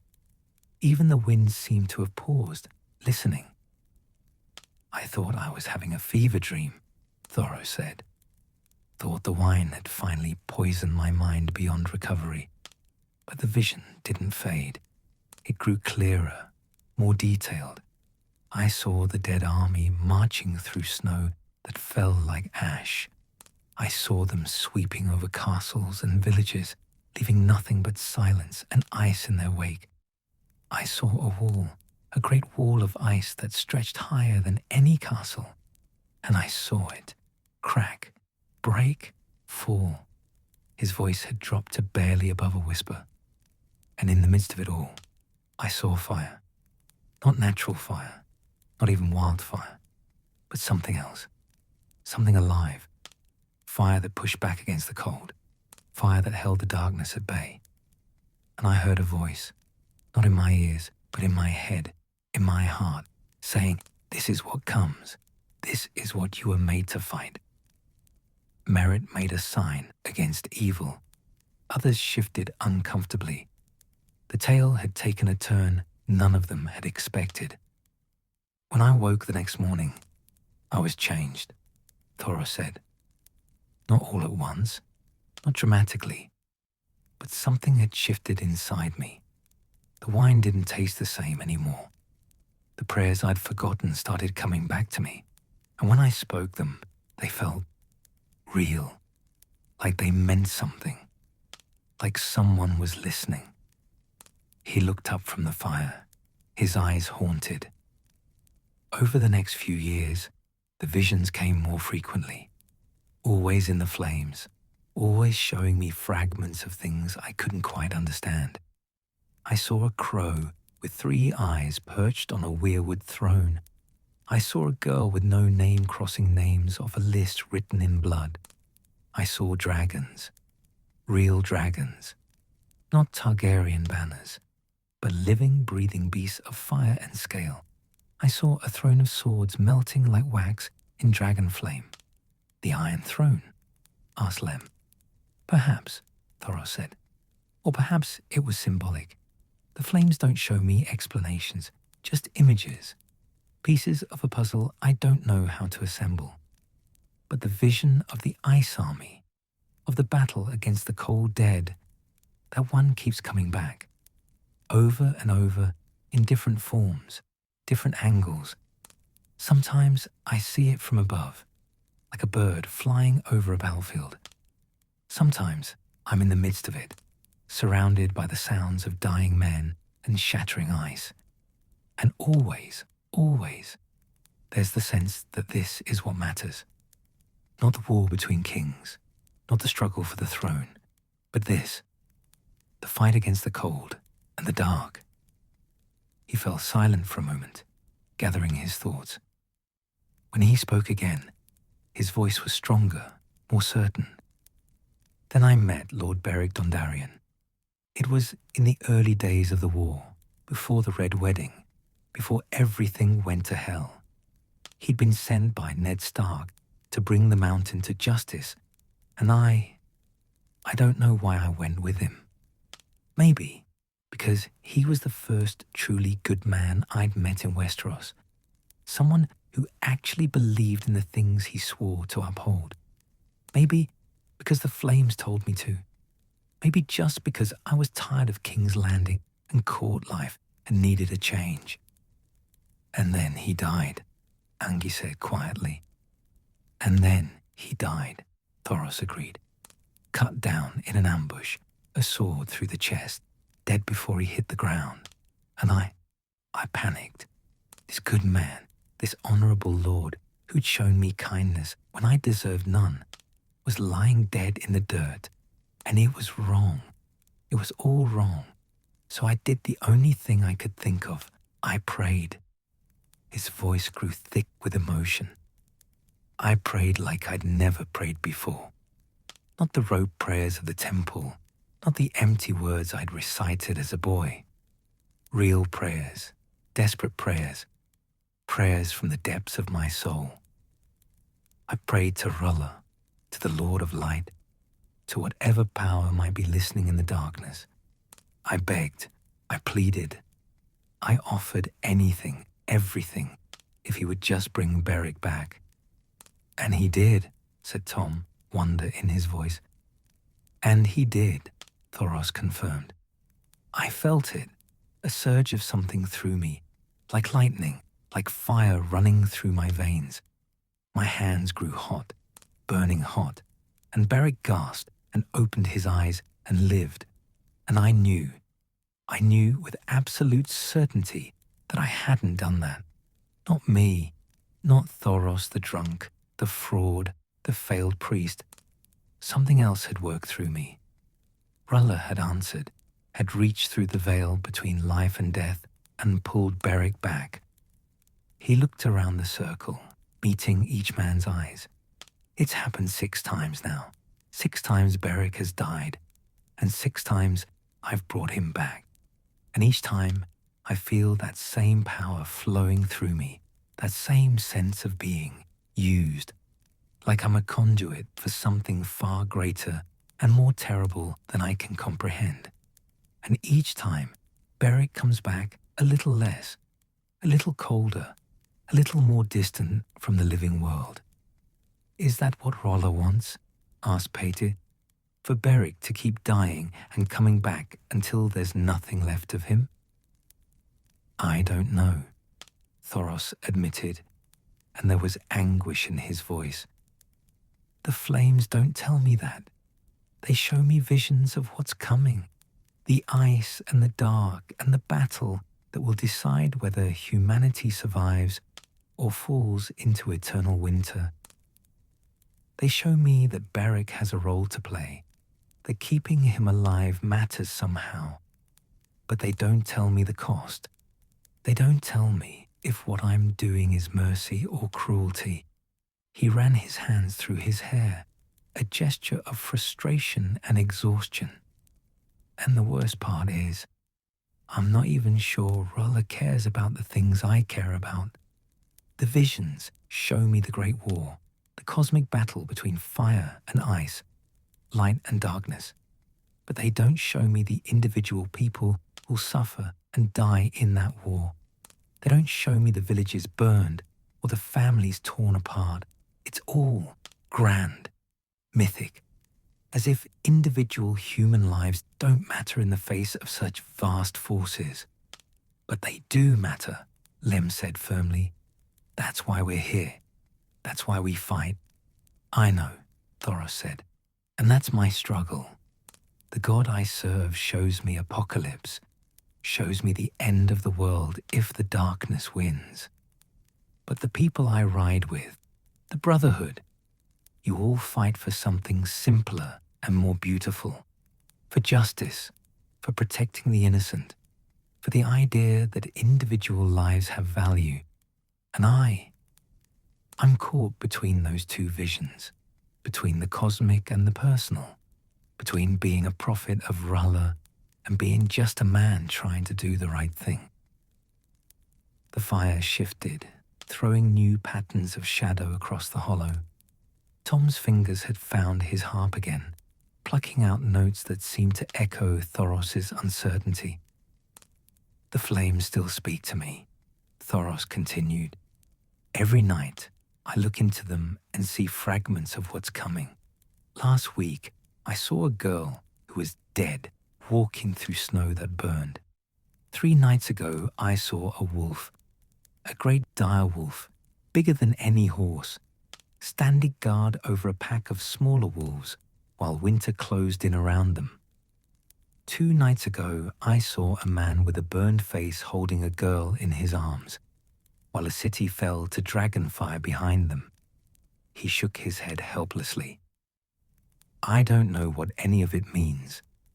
I don't know if these are things that will happen, or things that might happen, or simply symbols my mind creates to make sense of powers I can't comprehend.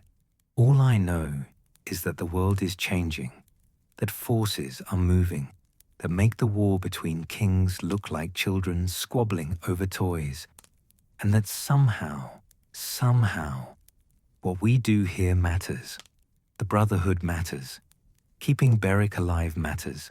Fighting for the small folk and justice and the old laws matters, even if I can't see exactly how it all connects to the grand cosmic battle the flames keep showing me. He looked directly at Thoros, and there was fear in his eyes now, naked and honest. That's my tale. Not heroic, not comforting, not offering any answers.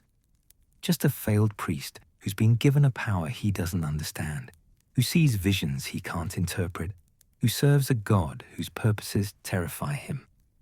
a man who brings the dead back to life while watching his friend die a little more with each resurrection, a man who sees the end of the world coming and has no idea how to stop it. The silence that fell was absolute. Even the forest seemed to be holding its breath. "But," Thoros said, and his voice strengthened, "I'm still here, still fighting, still trying. Because even if the flames show me cosmic horror and apocalyptic battles, even if Rulla's purposes are beyond my understanding, I'm still human. I still care about the people around me, about justice and mercy and protecting those who can't protect themselves. So I'll keep praying, keep looking into the flames, keep bringing Beric back as many times as it takes. And I'll keep riding with you, with the Brotherhood, because that feels right in a way that transcends visions and prophecy." He managed a small smile. Maybe that's the answer. Maybe the grand cosmic battle and the small personal struggles aren't separate things at all. Maybe every time we save a village, every time we protect the innocent, every time we stand up and say, the old laws still matter, we're fighting that battle against the cold and the dark. Maybe the war against the ice demons and the war for human decency are the same war, just fought on different scales. "Maybe," agreed Tom softly. "Or maybe we'll never know. Maybe all we can do is what feels right and hope it's enough." "Hope," Thoros repeated, tasting the word. "Yes, that's what the flames haven't taken from me yet. Hope that it all means something, that we're not just dancing at the end of the world, that there's still a chance for light to push back the darkness." He looked into the fire one more time, and his expression was unreadable, part fear, part wonder, part resignation. "The night is dark and full of terrors," he said quietly, "but dawn always comes, always. That's what I choose to believe, visions or no visions. That dawn always comes." And in the flames before him, for just a moment, the gathered brothers thought they saw it too. A hint of light on a distant horizon, faint but persistent, refusing to be extinguished no matter how deep the darkness grew. The night had reached that strange hour when darkness feels most complete, when even the stars seem distant and cold, when the boundary between one day and the next grows thin and uncertain. The fire had burned down to a bed of deep red coals, still radiating heat, but no longer throwing the wild shadows that had danced across the hollow earlier in the evening. The rain had stopped entirely, leaving the forest draped in a hushed, expectant silence. Thoros's words hung in the air like morning mist, slowly dissipating but leaving traces of their presence. The Brotherhood sat in a silence that was contemplative rather than uncomfortable, each man turning over in his mind the tales that had been told.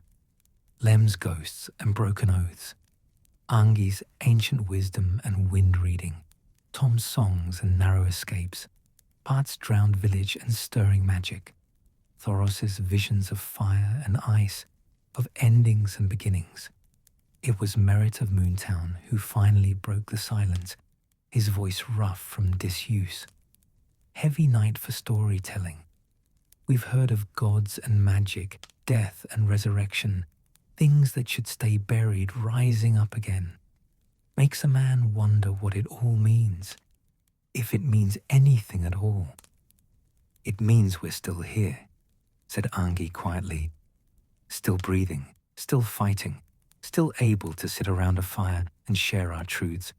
In times like these, that's no small thing." Lem shifted, stretching his long legs. "Aye, but for how long?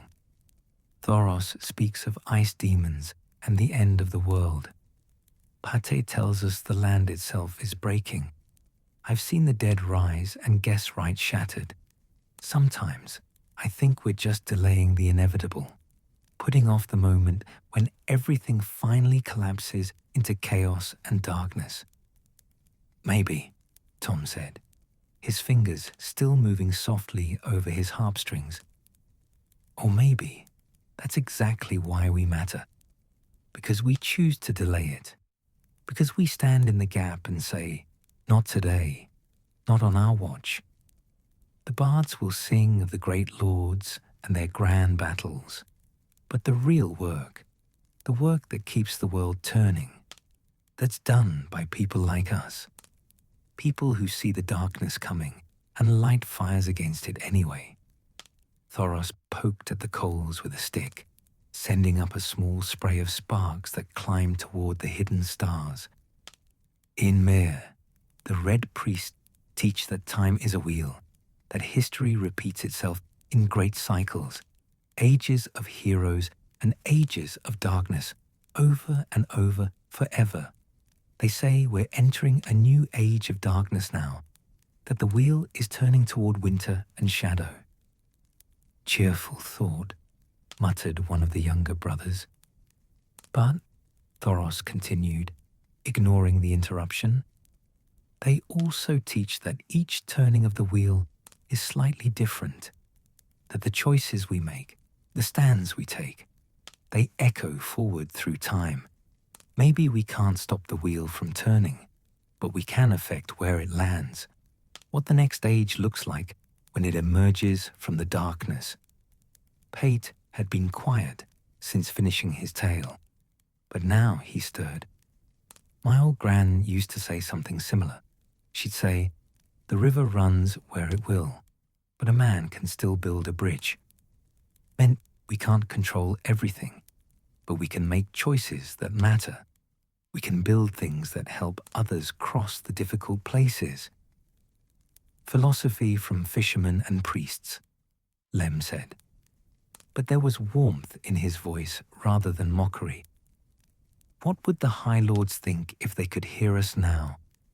A bunch of outlaws and broken men sitting in the woods talking about the meaning of it all, like we're meisters in the citadel. They'd think what they've always thought, said Tom, that we don't matter. That small folk and hedge knights and wandering singers are just background noise to the real story. The story of kings and queens and great houses playing their Game of Thrones. He plucked a single, clear note. But they're wrong. They've always been wrong.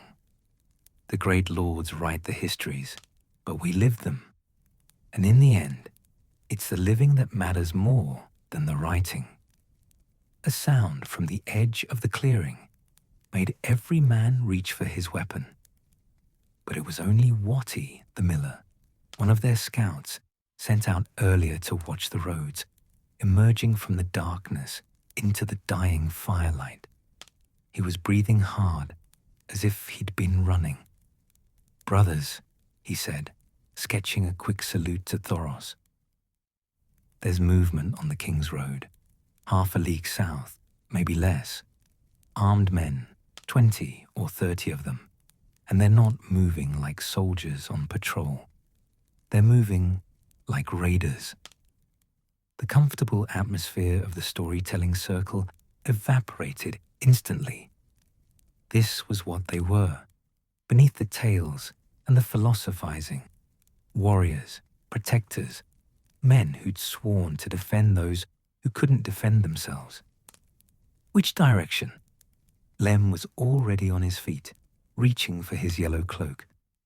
North, toward Crossroads Inn, or what's left of it. Watty wiped sweat from his brow despite the cool night air. And there's a village between here and there. Brighton. Maybe 40 families, mostly farmers and craftsmen. If those raiders reach it before dawn. He didn't need to finish. They all knew what happened when armed men with no discipline and fewer morals found an undefended village. Thoros stood, joints creaking after the long hours of sitting. Around him, the Brotherhood was already moving, gathering weapons, checking bowstrings, preparing for what came next. The time for stories was over. Now came the time for action. But Tom held up a hand, stilling the sudden flurry of activity. "Wait," he said. "Just wait a moment." The brothers paused, looking at him with varying degrees of impatience. There were people in danger, raiders to stop, work to be done. "We've spent the night telling tales," Tom said. "Tales of the past, of things that happened weeks or months or years ago. Good tales, true tales, important tales. But it occurs to me that we're about to ride into another tale right now. One that's not written yet. One where we don't know the ending." "Your point, Singer?" Lem's voice was sharp.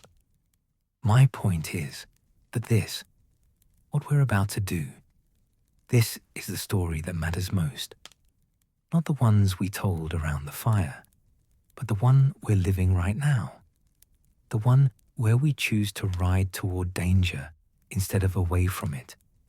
Where we put ourselves between raiders and innocents. Where we decide that some things are worth fighting for, even when the world is falling apart around us. That's the unfinished tale," he said. "The story of us, right here, right now. And whatever happens next, whether we save that village or die trying, this moment matters. We matter." Thoros felt something shift in his chest, a warmth that had nothing to do with the dying fire. The singer speaks true. We ride not knowing what we'll find, not knowing if we'll return. But we ride anyway. That's what separates us from the raiders and the broken men and the lords who've forgotten what honor means. We choose to stand between the darkness and the light, between the wolves and the sheep, added Ongi. "Between the past and the future," said Pate.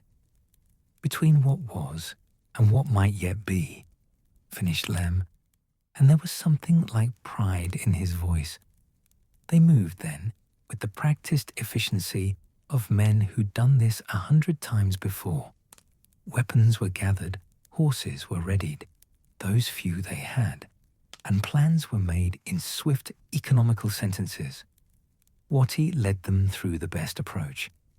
Ungui calculated fields of fire. Lem organized them into groups. Thoros murmured prayers to R'hllor, asking for strength, for courage, for the light to guide them through the darkness ahead. But before they left the hollow, Tom did one final thing. He took up his harp and played a single verse, not a battle song, not a hymn, but something older and simpler, a song about hope, about persistence, about ordinary people doing extraordinary things, not because they were heroes, but because someone had to. The notes hung in the clearing long after he'd finished, seeming to linger in the air like a blessing or a prayer. "For the living," Tom said softly. "For the dead who watch over us," added Thoros. "For those who come after," said Ongi. "For the story that's not finished yet," concluded Lem. And then they were moving, shadows slipping through the darkness, the Brotherhood Without Banners, riding toward another chapter in the endless tale of their resistance, their defiance, their refusal to let the world fall into complete darkness without a fight. Behind them, the fire died down to embers, then ash, then nothing. But the warmth of it remained, and the memory of the stories told, and the fellowship that had been strengthened by the sharing of truths in the deep hours of the night. The hollow returned to silence, to the drip of water from leaves and the rustle of small creatures in the underbrush. The ravens that had been listening from the branches above, because there were always ravens, always watching, took flight, disappearing into the pre-dawn darkness with a rush of wings that sounded almost like applause. On the King's Road, raiders moved through the night, thinking themselves unopposed, thinking the world had forgotten about laws and justice and the old ways of honor. They were about to learn differently. In Brighton village, a farmer named Osmond was roused from sleep by his wife, who thought she'd heard something in the darkness. He told her it was nothing, just the wind, just her imagination. But he got up anyway, pulled on his boots, and went to check on the animals. And that's when he saw them. Armed men moving through the fields, heading for the village with torches and naked steel. Osmond opened his mouth to shout a warning, to wake his neighbors, to do something, anything, to protect the people he'd lived among all his life. And that's when he heard it. The sound of horses approaching from the south, the creak of leather and the whisper of steel being drawn, and a voice, rough but carrying clearly in the still night air, saying two words that would echo in Osmond's memory for the rest of his life. Brothers, ready. The raiders heard it too and turned, and saw shapes emerging from the darkness. Men with bows and swords, men who moved with purpose and discipline, men who wore no lord's colors but carried themselves like warriors nonetheless. "Who are you?" shouted the raiders' leader, a scarred brute with a mace in one hand and a torch in the other. The answer came from multiple voices, speaking in unison, a brotherhood's declaration. "We are the ghosts of the Riverlands. We are the price of broken oaths. We are the memory of laws you thought were dead. We are the Brotherhood Without Banners, and we stand between you and these people." What happened next would be told and retold in Brighton for generations. How the Brotherhood fell upon the raiders like the wrath of gods, both old and new. How an archer named Angui put arrows through men's throats from distances that should have been impossible in the darkness. How a big man in a yellow cloak fought like a demon, his sword weaving patterns of death in the torchlight. How a red priest's flaming sword burned brighter than any wildfire, driving back the darkness with every swing. But more than the fighting itself, the villagers would remember the why of it. Remember that these men had come not for gold or glory, but simply because it was right, because someone had to stand, because the old laws still mattered, even in a world that seemed determined to forget them. And far away, in places the Brotherhood would never see, the tales they told around their fire that night rippled outward through time like stones thrown into still water. Lem's ghost story would be remembered by a septon who would one day record it in a book of testimonies. Angai's wind reading would be passed down to a young archer who would use it to save a king's life. Tom's tale of songs and murder would inspire a girl to speak truth when silence would have been easier. Pate's drowned village would become a warning and a reminder of what was at stake. And Thoros's visions would, in time, prove to be more true than anyone around that fire could have imagined. But none of them knew that yet. All they knew was the moment, the now, the immediate, the fighting and bleeding and struggling to save one village on one night in the vast darkness of war. And when it was over, when the raiders were dead or fled or captured, when the villagers emerged from their homes with tears and thanks and offers of food and shelter, the Brotherhood would refuse the shelter and accept only enough food for the road, because there would be other villages, other raids, other moments when someone had to stand between the darkness and the light. The story wasn't finished. It would never be finished. Not as long as there were men willing to fight for something larger than themselves, something older than kingdoms, something as simple and profound as the idea that people mattered, that lives had value, that the world could be cruel and savage and terrible, but it didn't have to be. Not if someone was willing to stand and say, "Not here, not today, not while I still draw breath." And so they rode on, the Brotherhood without banners, carrying with them the warmth of the fire that had burned in the hollow, the memory of the stories shared, the fellowship forged in truth-telling and firelight.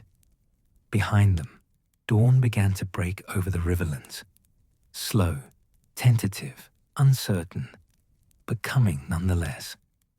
Always coming. The night had been dark and full of terrors, just as Thoros' prayers proclaimed. But the night was ending, and they had lived to see it.